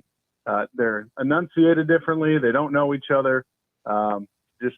I get that question quite a bit. Or if it's going to be Matt Simon calling the plays. You mentioned Kenny Burns is now the head coach at Kent State. The Kent State Golden Flashes of the MAC. Now Minnesota's got a brand new running back coach in Nick McKissick-Luke. There is a lot of change, and that's where running back has gone from being the biggest strength of this offense with Mo Ibrahim and Trey Potts. And now Ibrahim has graduated. He's with the Detroit Lions now. Trey Potts is now at Penn State, which I think surprised me a little bit that Penn State would. But now they've got a three-headed monster. 2 freshmen and the old guy. I'm going to be very intrigued to see how he kind of fits in that room. You know, the one guy that they did take from the transfer portal there, again, from Western Michigan, again, 2-time All-MAC. He's a guy by the name of Sean Tyler, but he is incredibly different than what fans will remember compared to, say, Mo Ibrahim. Mo is a guy that could get 30, 35 carries a game. He's that old-fashioned kind of north-south back. Sean Tyler in his college football career has only had 20 or more carries in 3 games. He's not a guy that is going to be leaned upon heavily. Now, he can do a lot of damage on 15 to 18 touches a game. He's a guy that if he gets into the open space, he's going to house it on you. But there are certainly question marks. I would agree. I mean, that's where it's a first-time play caller. It's going to be a running back room that is still trying to figure itself out behind Sean Tyler, because there's still going to be 18 to 20 touches a game. They're open for either a freshman running back by the name of Zach Evans or Darius Taylor, or a fifth-year guy by Bryce Williams. So I think there's a lot of ambiguity there, and that's where there can be question marks. And it's going to come down to it. I am very intrigued to see who gets carries after Sean Tyler against Nebraska, because I think that is very much open still. I think Rossi comes highly touted. And listen, Collins has familiarity with Fleck. I think he's been there with him since Fleck started. You go back to the Western Michigan well with Seelig. He and Lindenberg come back defensively. Well, you get Seelig back from Western Michigan. Lindenberg back. You lose Soriano Marin, who ruined plenty of Nebraska drives in the last 2 years as the leading tackler. Do you make a smoother transition defensively with the minds that you have? Do you feel more comfortable? Because, you found a way, especially on the back end, to be a little bit more consistent in the conference. Yeah, I think defensively, I think many fans here have realized that to kind of doubt a Joe Rossi defense at this point, where I look at their 22 defense and you look at the amount of draft picks that they had defensively last year. They had one defensive draft pick in their last draft, and they still had a top 5-10 defense by many different metrics. It's not, I would argue, is the best coaching job that Rossi's done in his coaching career, because they weren't spearheaded by 4 or 5 draft picks. Mm-hmm. And I look across this 23 defense now, and where I look at it last year, I think the 22 defensive line group for Minnesota underachieved more than any other position group in the Fleck era at Minnesota. There was no excuse for them to not be able to generate more pressure. It's something to where I think the only year of the Brick Haley era, who's now the defensive line coach at Purdue, I don't think Brick Haley will be missed much here in the Twin Cities, because they didn't get anything resembling pressure. Now they returned 6 of their 8 starters, or guys that rotated in defensively, another year older, another year in the weight room, and there's optimism that they're going to be able to be better there. But linebacker, you mentioned it, Sori Marin did so many things for Joe Rossi on that defense. He called the defense, he aligned it, and now it's going to be put on the shoulders of Cody Lindenberg, who I think has high expectations here. Both Rossi and Fleck have said they expect him to be the highest drafted linebacker in the Fleck tenure, no matter where he's been at. Now, I think that we're still a couple years away from seeing that type of ceiling, but it's going to be who is at that other spot, because they brought in Ryan Seelig. You mentioned him, someone who was productive in his time at Western Michigan. They brought in a Miami of Ohio transfer by the name of Roman Zolman, who they're going to be expecting to compete at Sam linebacker. But it's going to be how much can they put on Tyler Nubin's shoulders back there at safety. One of the best safeties in the Big Ten, someone who would have been a day 2 draft pick last year. I think safety has been a very good spot for Minnesota in terms of, the last free safety they had before Tyler Nubin was a guy by the name of Antoine Winfield Jr., who's about to get a gaudy second contract somewhere in the NFL. And now it's been passed on to Tyler Nubin, who has led the team in interceptions the last couple of years. But again, just like the 22 defense, where I thought linebacker and corner were probably your strengths, well, now they're probably your weaknesses. And it's funny how that always continues to change year after year. But there's certainly question marks that Rossi's got to figure out here as well. About 90 seconds here. Something or nothing that the culture builder like Fleck and doing things a certain way all the time has had so much turnover, whether it's been through the portal or his staff during his tenure? It doesn't give me a lot of reason for concern. Again, we mentioned, Kirk Shiraka leaving, someone who had been with him a long time, and I would argue it's a step down to go to Rutgers, considering what's their ceiling there, 4 or 5 wins a season. Well, I would tell you, as much as Kirk loves football, Kirk loves money. And when you like $500,000 more a year, and to be able to go back home, I think that makes a lot of sense for him. We mentioned Kenny Burns. He gets an opportunity to take a MAC head coaching job. You saw Brick Haley leave, who I mentioned. I would argue, like I said earlier, that was the most underachieving position group in the 7 years that Fleck's been here. So I don't think that's a giant loss. But it's just, and then with the portal, I think you guys have seen it just like we have. Yeah. I mean, I think Minnesota's had about 14, 15 scholarship guys hit the portal over the last 6 months. It's just this day and age of college football where for a program like Minnesota, the biggest thing I have noticed is any depth that you possibly have, if those guys don't think that they're going to get snaps, they're just going to leave. Yeah. So it just is in this day and age, but I don't think it's a major reason for concern at all. Ryan, we appreciate your time, man. Thanks so much. We'll talk again soon. Thank you. Thanks, Ryan. Joel Lorenzi up next. Rogers and Benning will be back in 4 minutes.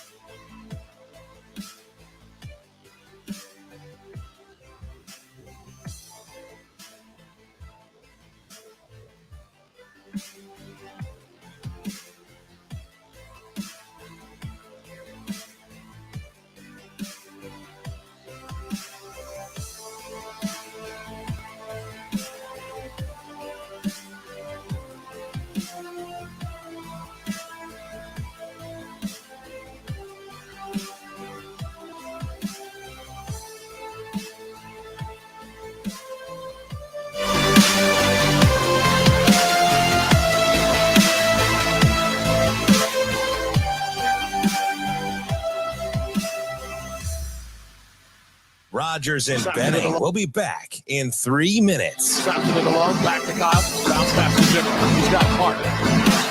Drives right by. Right hand layup. It needs 2 goals. Jimmy Butler has 20 points.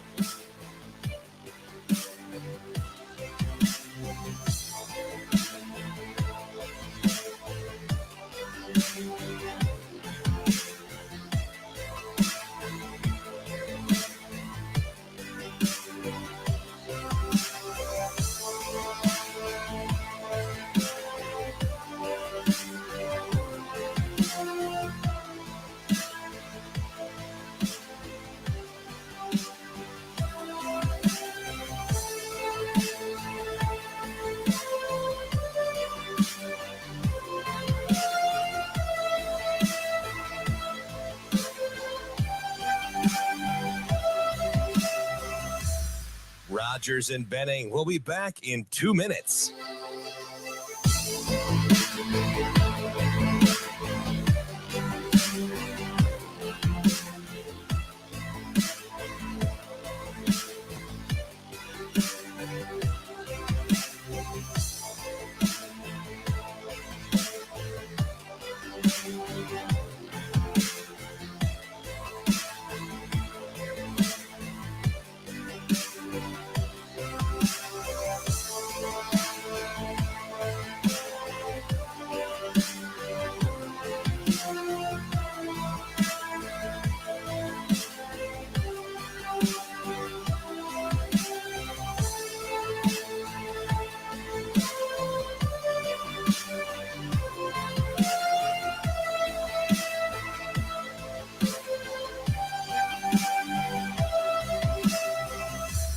Rogers and Benning will be back in 1 minute.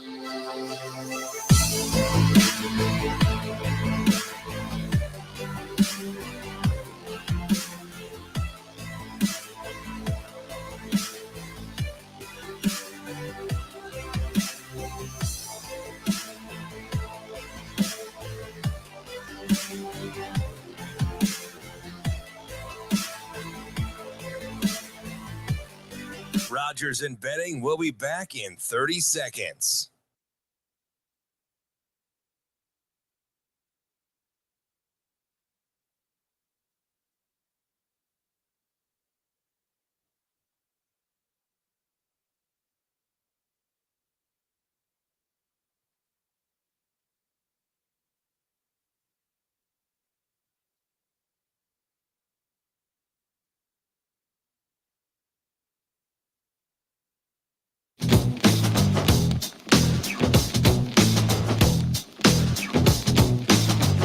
Coffee and Cream with Rogers and Benning on Hail Varsity Radio.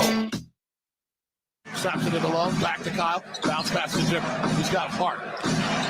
Drives Gets right by him. Right-hand layup. He's too good. Jimmy Butler has 20 points, joining Bam Adebayo and Julius Randle.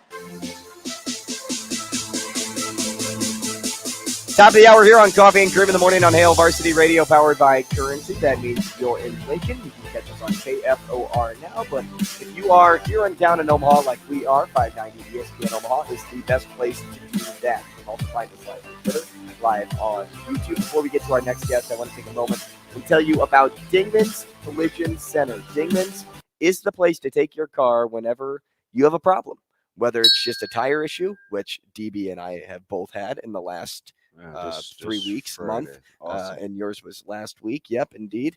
Or say it's something bigger, a bigger issue, whether it's an engine issue, interior wise, whatever it is, take your car over to Dingman's. 4 locations. They'll help you out. They're some of the best in the business, some of the best people in the business as well. And that's why we continually go back to them. It's Dingman's Collision Center. Let's go to Joel Lorenzi now. He's on the phone. Joel, good morning.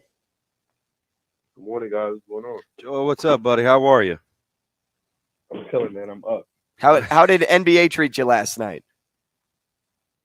Good. You know, I haven't put too much energy into that Heat series. I'm kind of I'm underwhelmed by the Knicks in this round, and probably still not stunned by the Heat, but I'm still getting over last round, and I mean, you got to give it up to Spo, man. That dude, that's probably the best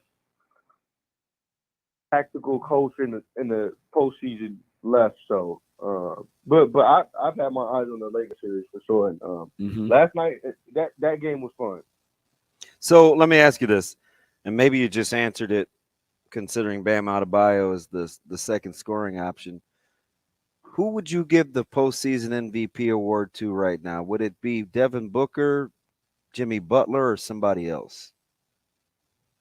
Yeah, probably Jimmy, but I don't think Devin Booker is just far behind. Yeah, there you go. As much as I said, like the Clippers should have got them out of there last round, and they probably would have had Kawhi been playing, because he was still the best player in that series, I think, when he was healthy. But as much as I was saying that, like, I've really been surprised by the load that Devin Booker has shouldered, and the step he's taken in these playoffs. Like, I was under the impression, and I don't know why I thought this, because KD has showed us time and time again who he is.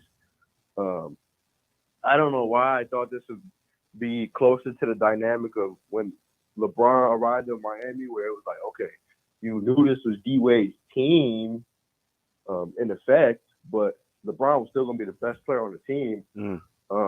And I'm not sure it's been that way for the Suns in these playoffs with KD and D-Book. D-Book has shouldered most of their load. I mean, don't get me wrong, KD's had games where he's looked like KD, but I mean, D-Book is popping off for 40-something here, 40-something there, playing his best defense. I've really been stunned by the level he's shaken, and the level he's been playing at. So while I'll probably give it to Jimmy Butler, D-Book ain't far off, man. It's really he's really closed that gap.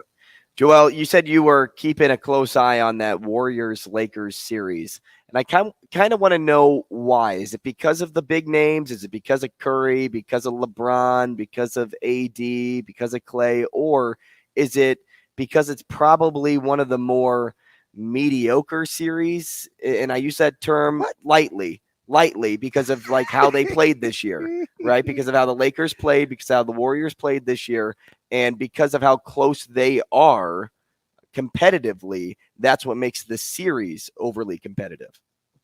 No, I think what I've been watching is, man, you can't take for granted these last days of Steph and Bron. I mean, he's a generational talent. Like, it's hard to conceive who would fill their shoes, but they could be the last of their molds for a very long time. And so I try to soak all that in as much as I can, because I think I missed I missed so much of Bron's prime just because I was a hater back then. Like I just didn't want to watch Bron.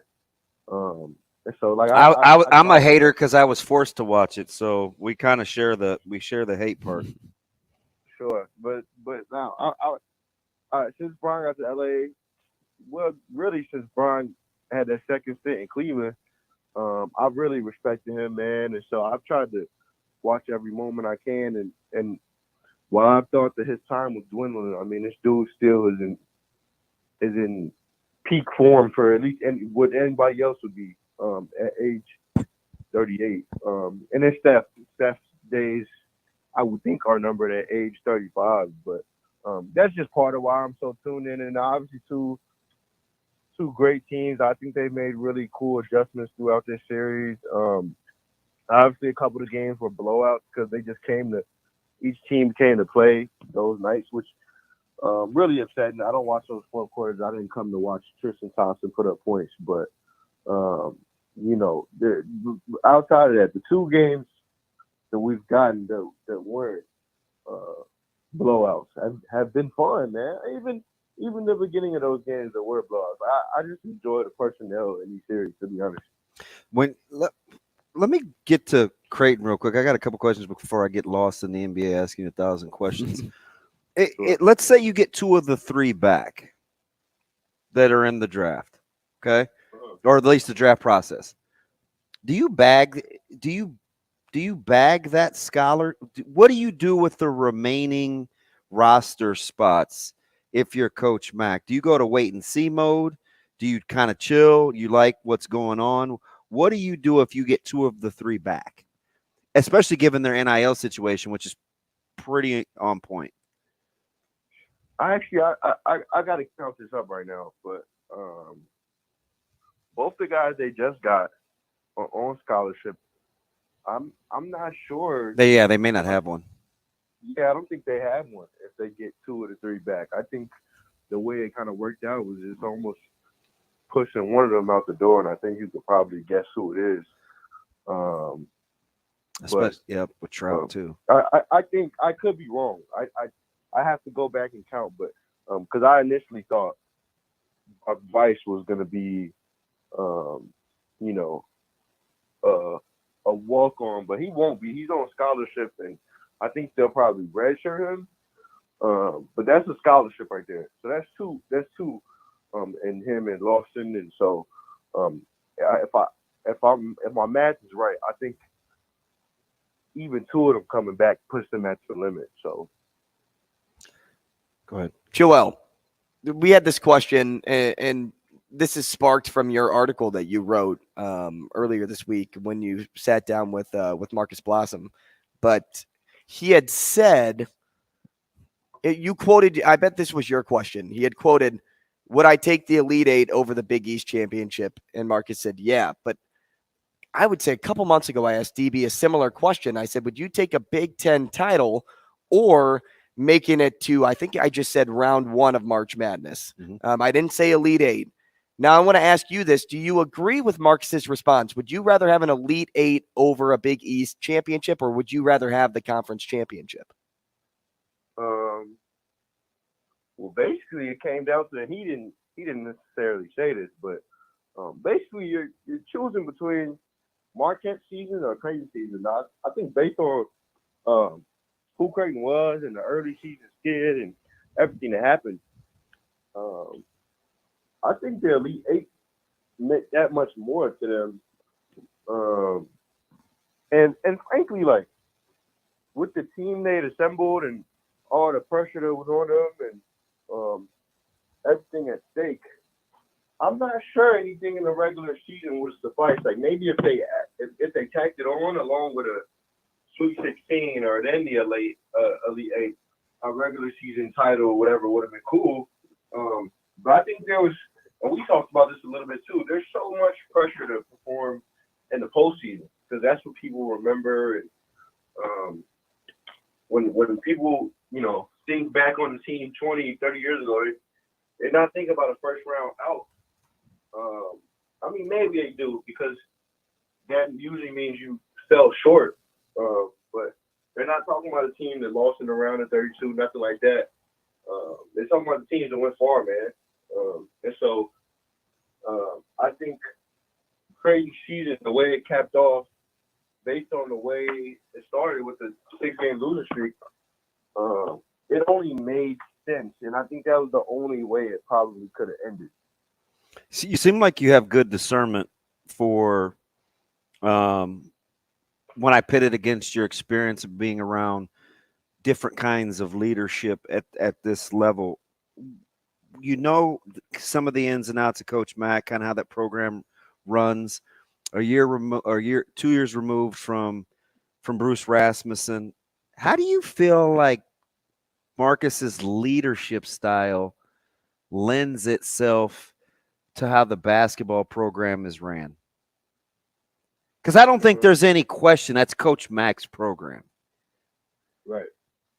Yeah, I think Marcus not only gets in where he fits in, but I think he knows where to show his face and what decisions to make and what things to back. And I think that he's clearly in terms of like raising money and stuff like that, like he's been on top of stuff. And I think, I don't know, like he's like as much as the coaching staff finds teams to play, signing off on Bama, I think, is one of those decisions that probably elevates you as an AD. I mean, that was something, you take the criticism of the fans from last year where, like, you're not playing nobody, stuff like that. Or at least at home, they were saying you're not playing nobody. And they like, okay, well, we're going to do a home-and-home with Bama, and signed off on that. So I think he's made the right decisions when the times have come. But you're right, it's Max program, and I think he understands that dynamic too. Joel, we're talking to Joel Lorenzi at JX Lorenzi on Twitter, Creighton beat reporter for the Omaha World-Herald. Joel, you talked about elevation. How does this team, this program, elevate from last year's results next season with still some uncertainties with those in the draft? Hard to say until the smoke clears and you know who you got. But assuming they get, I don't know, if you can only get 2 out of those 3 back, let's say it's Trey Alexander and Ryan Kalkbrenner, then obviously the expectations are going to be for them to get right back where they were. And I think that's pretty fair. Obviously, you got to have a lot of luck to get back where you were and whatever, do it twice in a row. But I think they'll have the DNA. They'll probably have a better bench. They'll have an older version of Trey Alexander and Ryan Kalkbrenner, having played a summer against, relative pros and future pros and whatnot. And so I think the standards will be high, but you can't really say until the smoke clears and you see who they have. Because I think easily, if, like, let's say in the worst case, they lose both those dudes, and I think that's when you have to recruit, BB. Let's say you lose both those dudes in the worst case scenario, the expectations, even while you have still Ashworth and whoever, the expectations fall off a cliff, man. Mm-hmm. Joel, let me get you out of here on this. One last NBA thing, only because I know you're kind of off on the Knicks. You called the Cavaliers the most disappointing, and I get it, right? In the regular season, you have Milwaukee, Denver, the Clippers, the Lakers, Golden State, all in the top 15 in turnovers. In the postseason, it was led by the Cavaliers. They're at home. Second was Milwaukee. They're at home. Third is Golden State, soon to be going home. Then Sacramento, the Clippers, both at the house. Memphis at the house.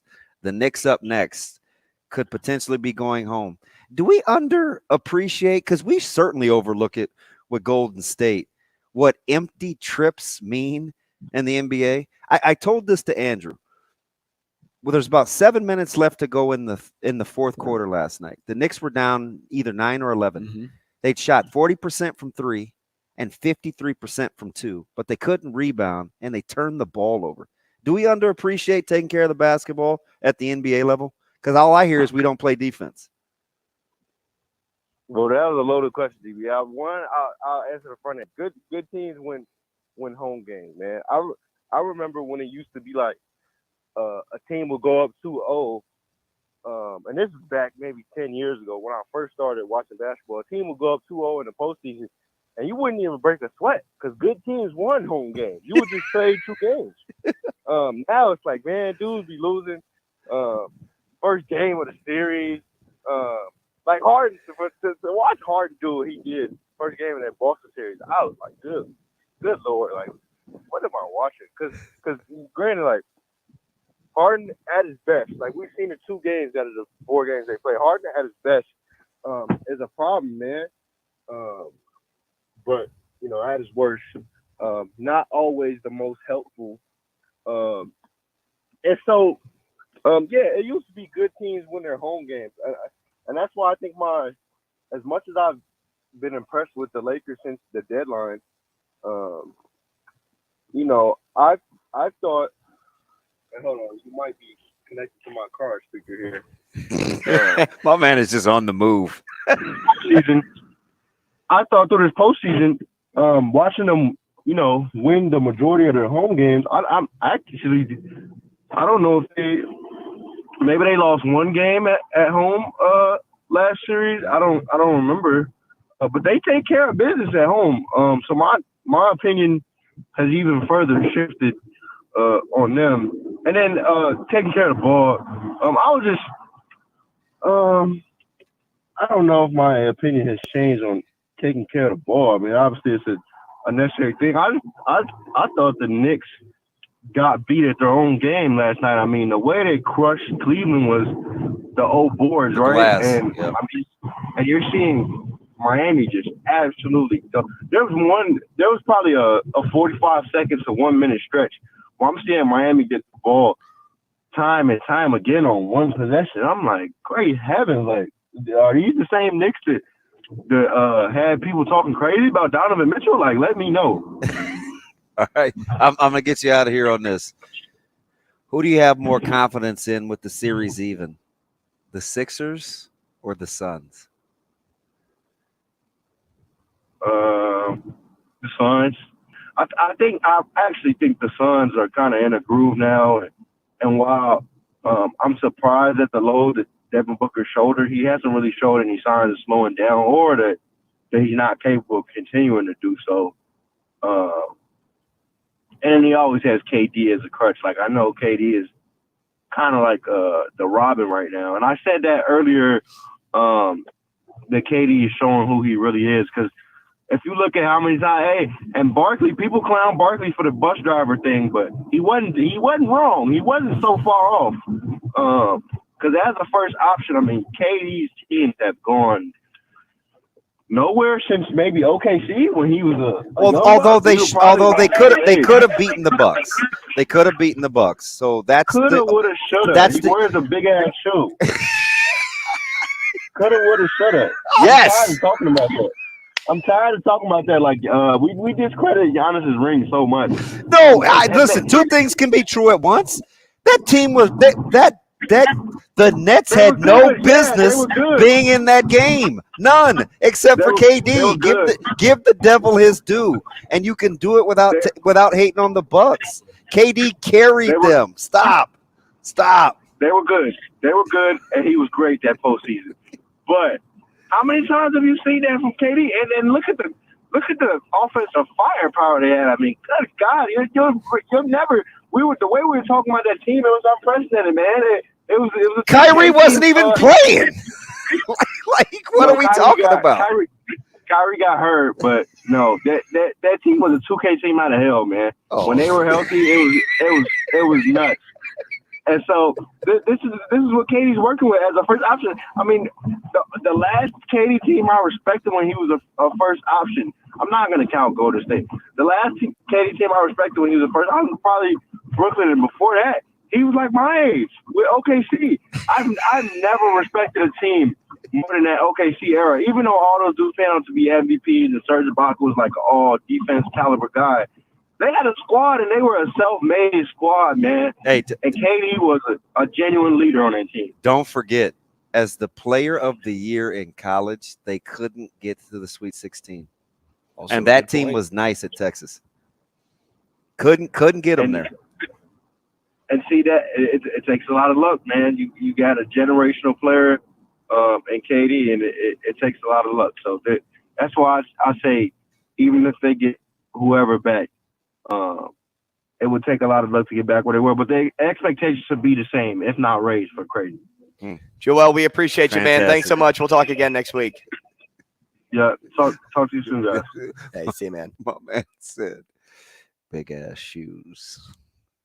People hate on KD for that series. He was fantastic. And I can say that without, because Micah gets mad at me because he's a huge Giannis guy. And I can say that without diminishing the Bucks' accomplishment, because I mean, that was a good Bucks team, but we weren't ready to give Drew Holiday any credit. And we were like, well, what would you do with Middleton? You know what I mean? Like we weren't fawning over that Bucks team. We were fawning over Giannis. It's kind of what happens though in the NBA. You fawn over 1-2 guys. So that's the reason why I like this Lakers team, what they're doing, because it's not always the usual suspects. Well, it's not your super team. You know, I mean, they're like, okay. Yeah, you bring AD with you, but AD hasn't been healthy, and he's starting to look like the AD of old. Look at that makeshift backcourt. Yeah. Man down, man. I mean, the most down. consistent wing is Austin Reeves. Although Vanderbilt is balling. They got him in a throw-in. And they're hot. I hate how he wears his headband, but that's okay. Ooh. Hey, when the Lakers are winning games, you can wear your headband anyway. Yeah. I don't mind Golden State. I wish they were doing this to somebody else, like Phoenix or Denver. Meet me at the rim. Because I like Steph a ton. Yeah, I don't know if either of these teams, now that I watched them, can compete with the Suns or Denver. And if they both played each other. Oh, look how 48 hours has changed when I said that. Oh, not 48. This was probably a week. When I said yeah, you did. The de facto Western but this was last week. But do you think and I've kind of gone the other way. I much rather the Lakers play Phoenix than Denver. Even though Phoenix could win the series, I dread playing against a disciplined, good Denver team. At least Phoenix is streaky, and that would give the Lakers a chance. Yeah, I don't want Denver's consistency. I think you guys would be better off, though, playing Denver against the Lakers, because AD can shut down Jokic. Okay. AD will have 4 fouls. And who's shutting down LeBron? No. The enigma known as Michael Porter. Oh, yeah? I remember that guy. You talk about a guy that looks like he doesn't care about the results. Edward? Yeah, him too. Wow. Scissor hands. Hey, I want to bring up something DB did say a while ago next. Rogers and Benning will be back in 5 minutes.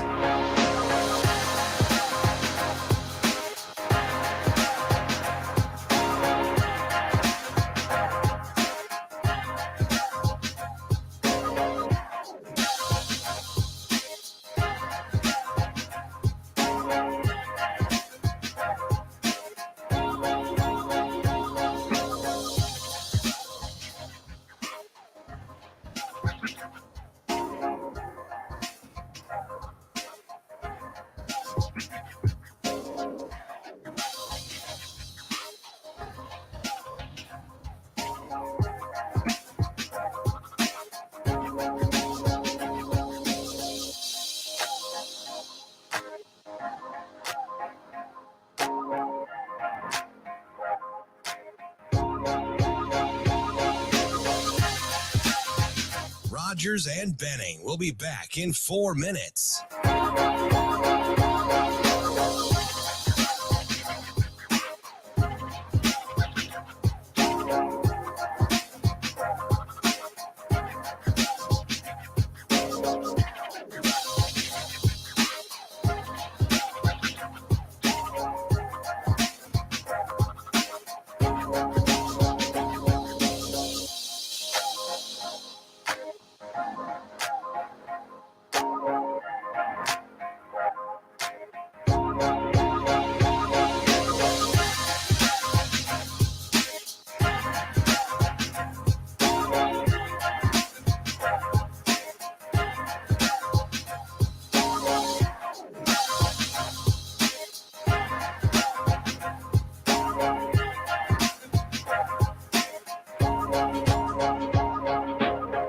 Rogers and Benning will be back in 3 minutes.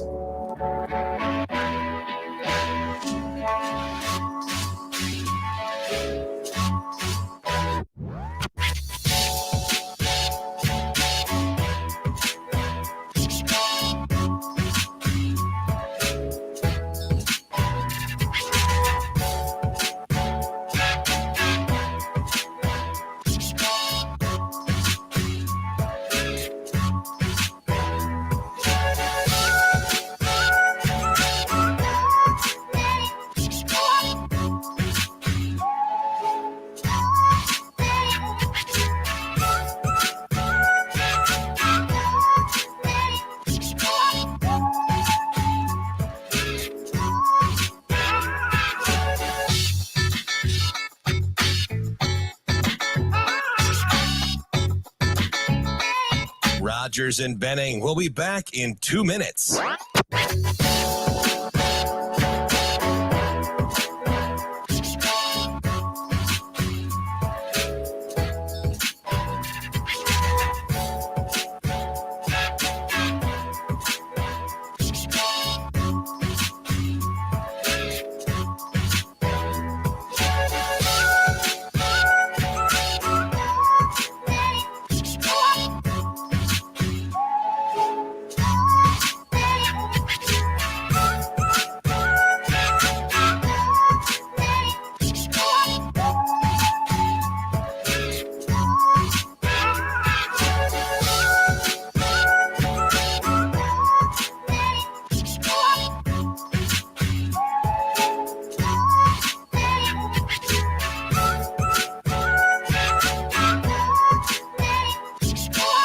Rogers and Benning will be back in 1 minute.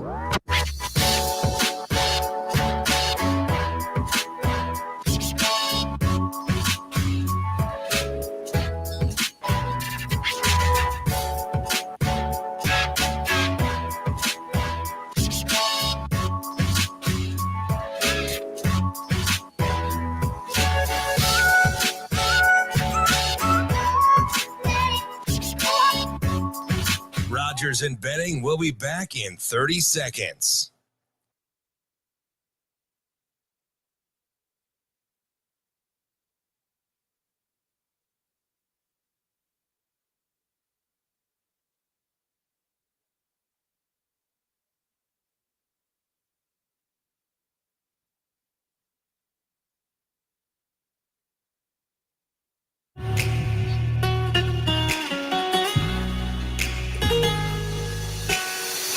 Coffee and Cream with Rogers and Benning on Hail Varsity Radio.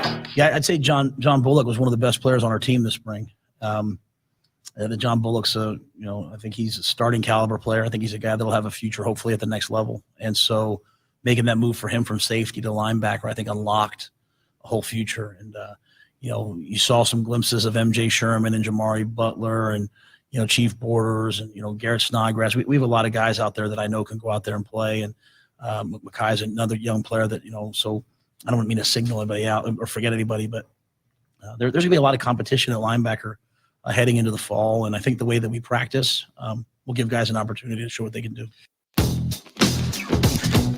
Again, that's Coach Rule talking about, hey, John Bullock is somebody that's turning heads. Coach Rule speaking with Greg Sharp on the Husker Radio Network. Thank you for that yesterday. content. Sports Nightly. We appreciate that a ton. And to top it all off, I appreciate when people are right. And DB was right in this instance so far, to where we opened spring predicting who we thought could emerge out of spring. And the first name out of DB's mouth was John Bullock. Thank you. Fist bump.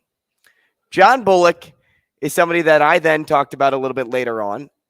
And what I really like about him is that he is a yes man. And it plays into his work ethic. Yes, sir. To make that transition that would be from Coach back McGuire to linebacker is not easy, especially when you think coming out of high school you're going to do one thing, and now you are getting thrown around and you're trying to find an identity. Well, his identity stuck with this linebacking core. And because of the way he holds himself together makes him the player that he is on the field. So, DB, well done on your part. And also, to add to that, we talk about all these coaching visits.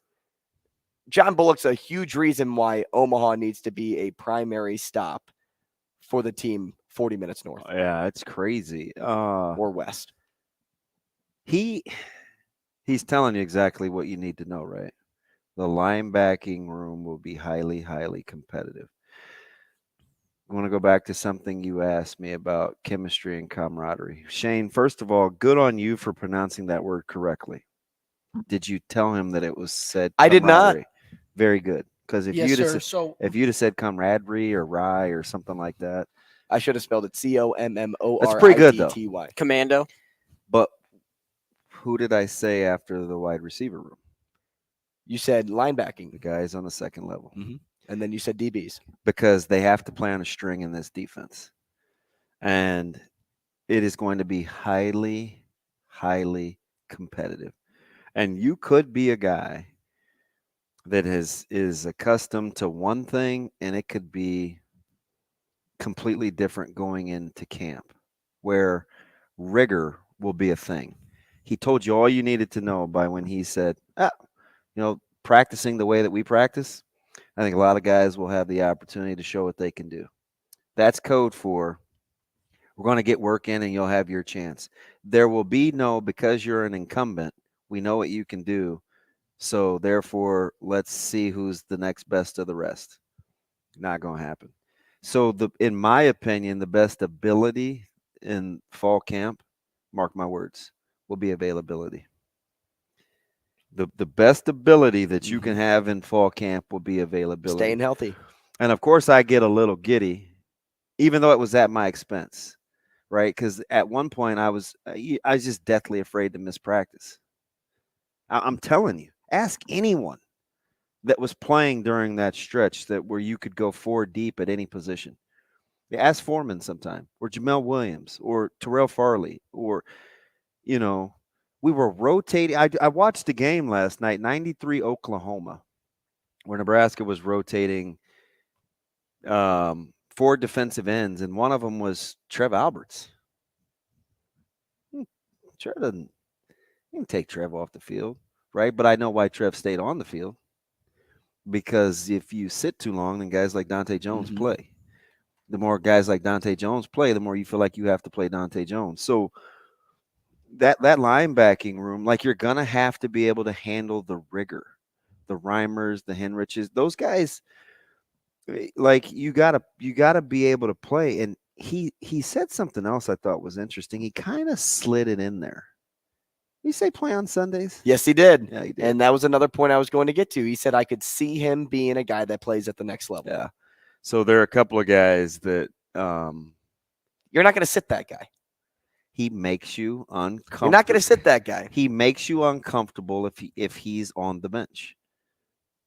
Those are the guys that you want to play. And I think if I could give one piece of advice, well, it wouldn't be probably number one, but a piece of advice I would give to coaches is I would, even at the high school level, and I certainly do it at the youth level, everybody gets reps, because I want to have options. I really do. Not everybody's on all the time, and sometimes you need. Sometimes you just need different players. Mm-hmm. But too often, let such and such get it, or you don't need to. No, man, everybody needs to get reps because you're gonna. Listen, Christian Jones isn't getting any better if I don't have Spady or Nick Anglum, or even when we move Rezak to safety. Mm-hmm. Like, I wanted depth. Do you know why? Because practice needs to matter, right? Like, even our offensive line, we would play. Also, you need some experience at the position. And you know what? Like, guys, it's just human nature. We don't make ourselves uncomfortable enough. We like it comfortable, right? We're mad if we're in the drive-through line for more than 4 minutes. That we are. We're mad if stuff doesn't heat Mm-hmm. up as quick as we want it to. We're just impatient. We like things too easy. And Mm-hmm. so you want it to come easy. The more that we can do that, and he's telling you. And I think 2 of the 3, somebody asked me for a 4th, and I said Isaiah Harris, but 2 of the 3, Harburg and Bullock will be right there. Mm-hmm. I think Booker the 3rd or 2nd will be right there. Now, Cephala, and there are some other guys that had really good springs in the secondary, but you best believe that group better be tight knit too, because Coop's tough, mm-hmm. and he's kind of a dog, and he's hard on you, and you better be able to take it. But the chemistry in that linebacking room has got to be critical, especially the way this defense plays. Well, and I think it played perfectly into Bullock's hands by making this change at really this point in time, because you had so many new faces in there, because he's not afraid of competition. In fact, his work ethic probably is built for competition opposed to the easy route that we were talking about. And so if you can get somebody with that mindset in there that will compete every day for it, somebody that didn't play that position in full, that, again, you make the transition from safety to linebacker because it gives you more opportunity to play. And then you also have a coach in your ear that's saying, hey, stick with the development plan, stick with this process. I will make you a Sunday guy eventually. As a player, you're like, say less. Yeah, I'm there. I'm going to run through this wall for you. So good on Bullock, but you're absolutely right. The camaraderie aspect of the whole thing is what is going to have to gel more than anything else. Yeah, imagine being, because I'm going to count those guys on the second level. Imagine being an open side outside linebacker in the jack spot. So if I'm Blaze Gunnerson, MJ Sherman, Chief Borders, Caleb, Jamari Butler, we better all kind of be on the same page and encourage one another, because there's some other guys coming where I better be able to cheer for you with a common vision. Otherwise, this isn't going to work. I can't say it any simpler. That's why I kind of defaulted and got away from the O-line and their chemistry, because 5 of those guys play at once. And they got to be on a string anyway. It's those other guys and kind of those individual-ish positions that isn't really individual that you better be able to suck it up. Wide receiver, you got to be able to play more than a boundary, a boundary receiver, get out and play the X and be in the slot, and know that other people can do that too, that you're competing against. And you have a inexperienced room. Yeah, Marcus Washington or Isaiah Garcia Castaneda and Kim. And then what? Frankly, you have an inexperienced coach too. Like somebody that hasn't been around that long. Like, yes, he has good stops on his list. The camaraderie in that room will be paramount. Something we didn't even mention today, A.J. Allen going to Miami. You like that spot? I do. ACC for him? Yeah, and everybody wondered, how good is he? Pretty good. If you go to Miami, you're pretty dang good. Pretty good. But that all factors into that camaraderie aspect that we didn't even mention, the running back room. We'll talk Michigan State next. Rogers and Benning will be back in 4 minutes.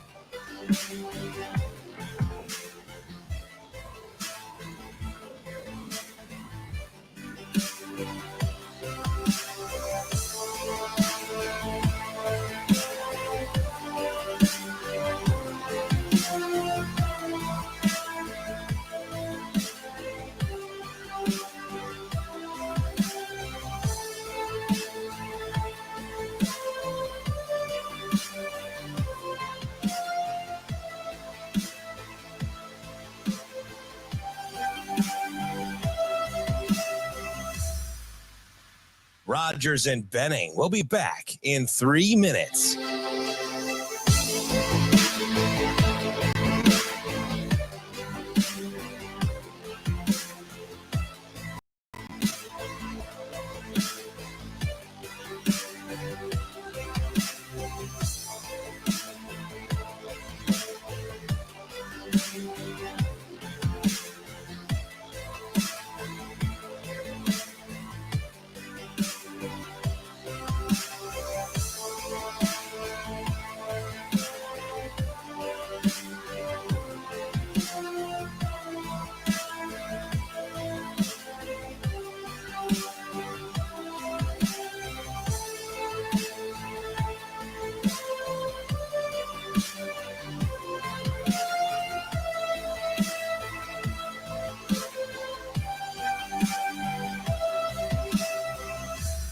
Rogers and Benning will be back in 2 minutes.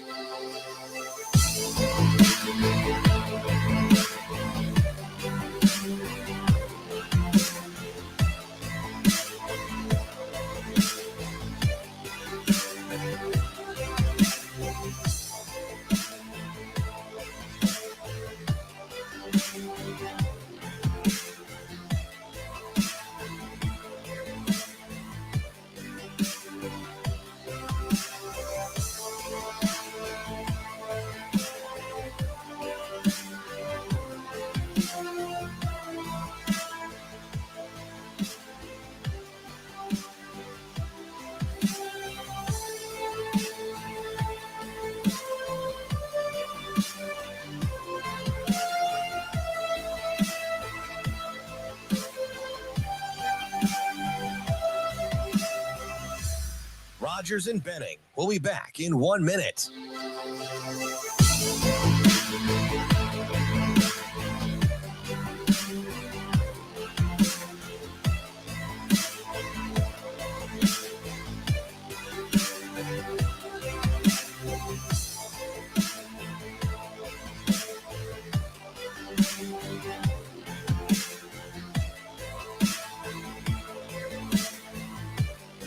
Rogers and Benning will be back in 30 seconds.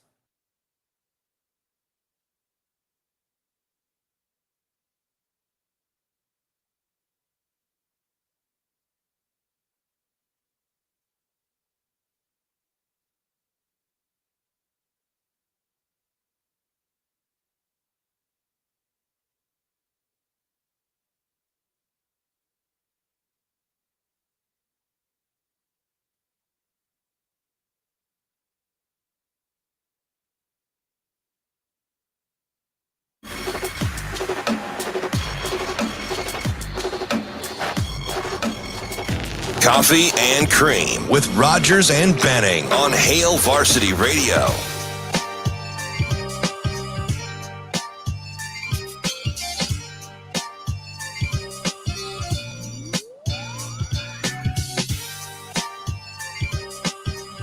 Welcome back, Coffee and Cream in the morning on Hail Varsity Radio, powered by Currency. Damon Benning, Andrew Rogers, as we wind this thing down on a Tuesday. Going up. Thank you. On a Tuesday. We're live from the you, don't worry. Chevrolet stage at Hail Varsity Club, where, we just like to spill things. We like to spill anything, whether it's information or whether it's objects. We just like to spill things for you out there, our listeners. We appreciate you. Let's also bring in now Brendan Moore, Michigan State football and basketball staff writer for Spartans Rivals at BMore CFB on Twitter. Brendan, good morning. Good morning, gentlemen. How are we? Good, Brennan. How are you? Are you keeping up with all the change? And like a lot of places in college football, you have to check the roster. Yeah, I think change is the right word. I mean, pertaining to Michigan State, last day of the transfer portal that was open a couple Sundays ago. I mean, it was just chaos, early afternoon. I mean, kind of unexpected news. So I'm sure we'll dive into that. Yeah. So where are we currently with the curious case of Keon? Right? It's like we post and we pull post down, so we kind of know where his heart is. He loses his quarterback a couple of days earlier. Cade McDonald goes late, another wide receiver. What's with the curious case of Keon? Yeah, so other programs were telling Keon Coleman to get out of East Lansing because of Michigan State's quarterback play. They said, hey, they used Jaden Reed as an example, who just went in the second round to the Green Bay Packers. They said, hey, Reed could have gone first round if Michigan State had better quarterback play. That's what they were saying to Keon. You need better quarterback play to improve your draft stock. If not, your draft stock is going to, I guess, not be realized to its fullest potential. So that's what the other programs were saying to Keon Coleman, to get him to enter the portal, to get him to come to their program. And last day of the transfer portal being open, he enters the portal. And so he's going to a big-time program. He's either going to be, looks like Florida State. He was just on a visit. He's going to be visiting Ole Miss this week, I believe. So Keon's definitely an interesting, study here. And then also you mentioned Cade McDonald. He entered the portal last minute as well. He just committed to Miami of Ohio last night.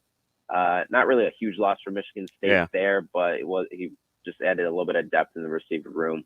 And you look at Michigan State's receiver room now, it's kind of bare. I mean, you got Trey Mosley, who realistically on a good team, he's a good receiver, but realistically he should be a second or third option as opposed to a number one. So it'll be interesting to see how if Michigan State grabs someone out of the portal or if they kind of stick it out with who they got. Now, Brendan, you said better quarterback play is what he's looking for in regards to Keon. Out of the two choices that you listed there, what would you say is the best spot for him to land if you're looking for good quarterback play? Or would you say neither spot is good enough for Keon? Or would you even say, hey, if he still wants to play basketball, who knows if either of those spots are available? Basketball has to be in the cards. But basketball might be in the cards. I do not know. He wanted to play basketball this year for Michigan State. That kind of fell through. He wanted to, pursue football more because that's what he's better at. So I mean, basketball still could be in the back of his mind, but I know football's at his top priority. I mean, if you're looking between the two programs I mentioned, Ole Miss and Florida State, if I were him, I'd go to a team that I think has a shot at winning a national championship this year and has a proven, solid, reliable quarterback in Jordan Travis. Mm-hmm. I mean, Travis has improved so much over his college career. And you look at Florida State's receiver room, they're absolutely stacked. I mean, they have matchup nightmares everywhere. Johnny Wilson's like 6'7". He's a stud. They have a couple of other guys. I know Micah Pittman just entered the portal for Florida State, but they still have a lot of depth in that receiver room. I think Keon would really add to that and be maybe their number one option, maybe a number two option, because Keon's a perfect combination of size at 6'4" and speed and getaway speed and acceleration. I think Keon's a perfect package for a wide receiver that can really add to any team he's on. Let me ask you something. It's like we're speaking of curious cases, and I wasn't a huge Benjamin Button fan, so I don't know why I keep saying that, but it is weird with a guy like Mel Tucker who has consistency in the message. His first couple of days in East Lansing, he sounded a lot like his last few days and first couple of days in Boulder. He seems to be a guy that likes things a certain way with culture. He got off to the good start. Obviously, the pandemic, you beat Michigan a couple of years in a row. You make the run through the portal with huge additions. You get the big contract. The portal giveth and it taketh away. What is the consensus on the consistency of Mel Tucker's message? Well, people are starting to get a little fed up with the Tuckerisms, the deep chopping, the relentless stuff. That sounds good when you win football games. but it gets annoying when you don't win football games. So the attitude this year, kind of the vibe around the fan base is this is a prove-it year for Mel Tucker. This is year 4. His roster's got to be all his players now. He's got to get it done this year. And I'm not saying he's got to go out and win double-digit games. He's got to at least improve upon that 5-7 record, make a bowl game, go above 500 ideally. 8 wins would be great. I think that's a little out there. I think 7 would be a good season.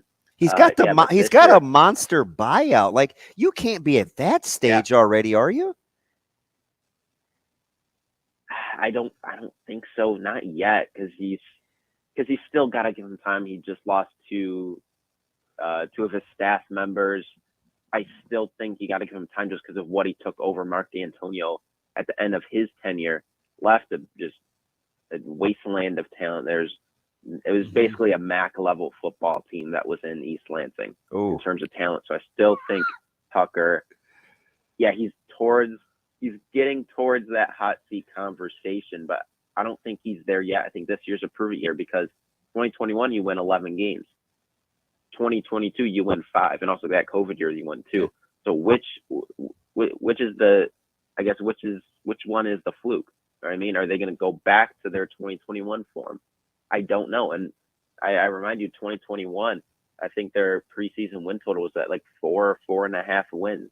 And this year, look, it's anywhere from like 4.5 to 5.5. So, I mean, we'll see. But people are starting to get a little fed up with Tucker.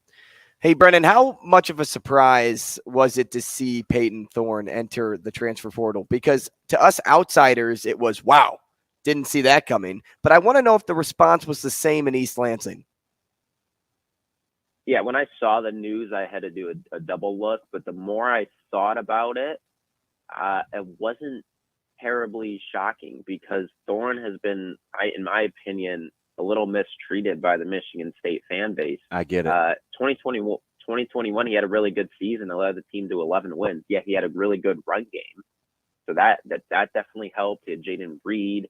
But 2022, he dealt with a ton of injuries. He opened up about it after the spring game this year. He said it was multiple injuries pretty much throughout the season. He fought through it all. Whether that's the coaching staff, I think the coaching staff should have subbed him out maybe for a healthy Noah Kim as a backup quarterback there. But I mean, Peyton Thorne, I think he got an unfair shake last season.